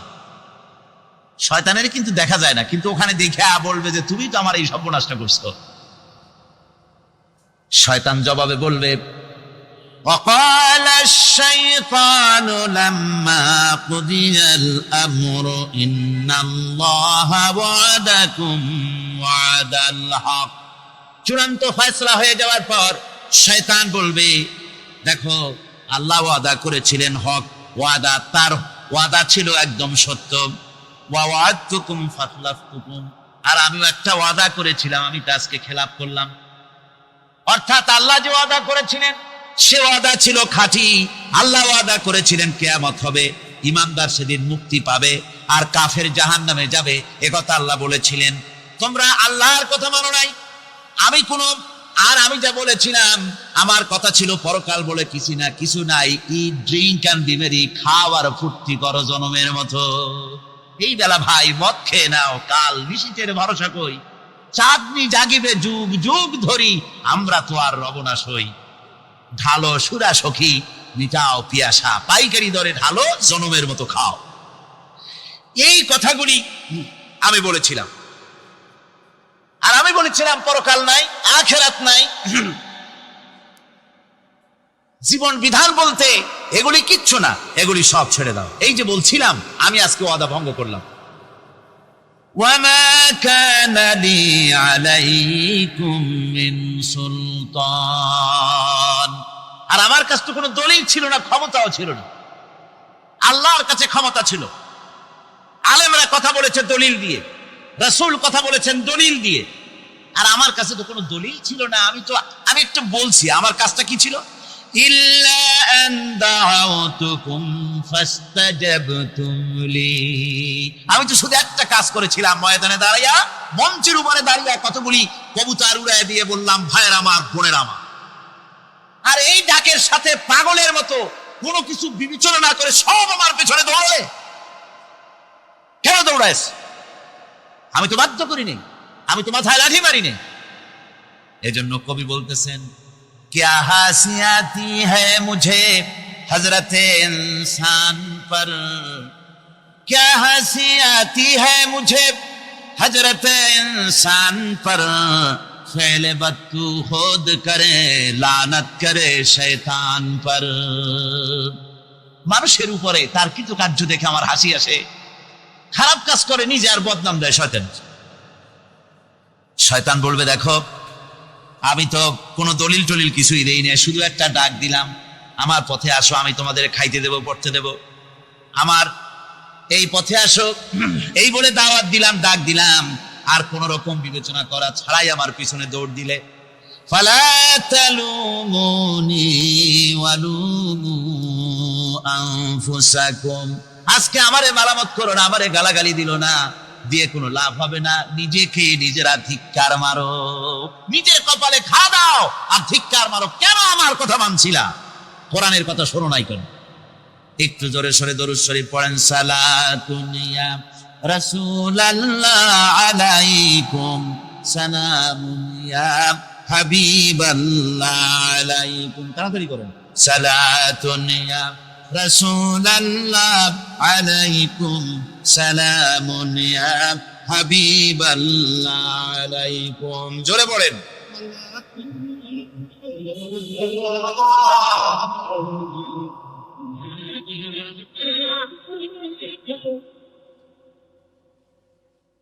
শয়তান তখন বলবে দেখো এখন আমারে গালাগালি দিয়ে কোনো লাভ নাই, এখন তোমাদের অবস্থাও যা আমার অবস্থাও তাই।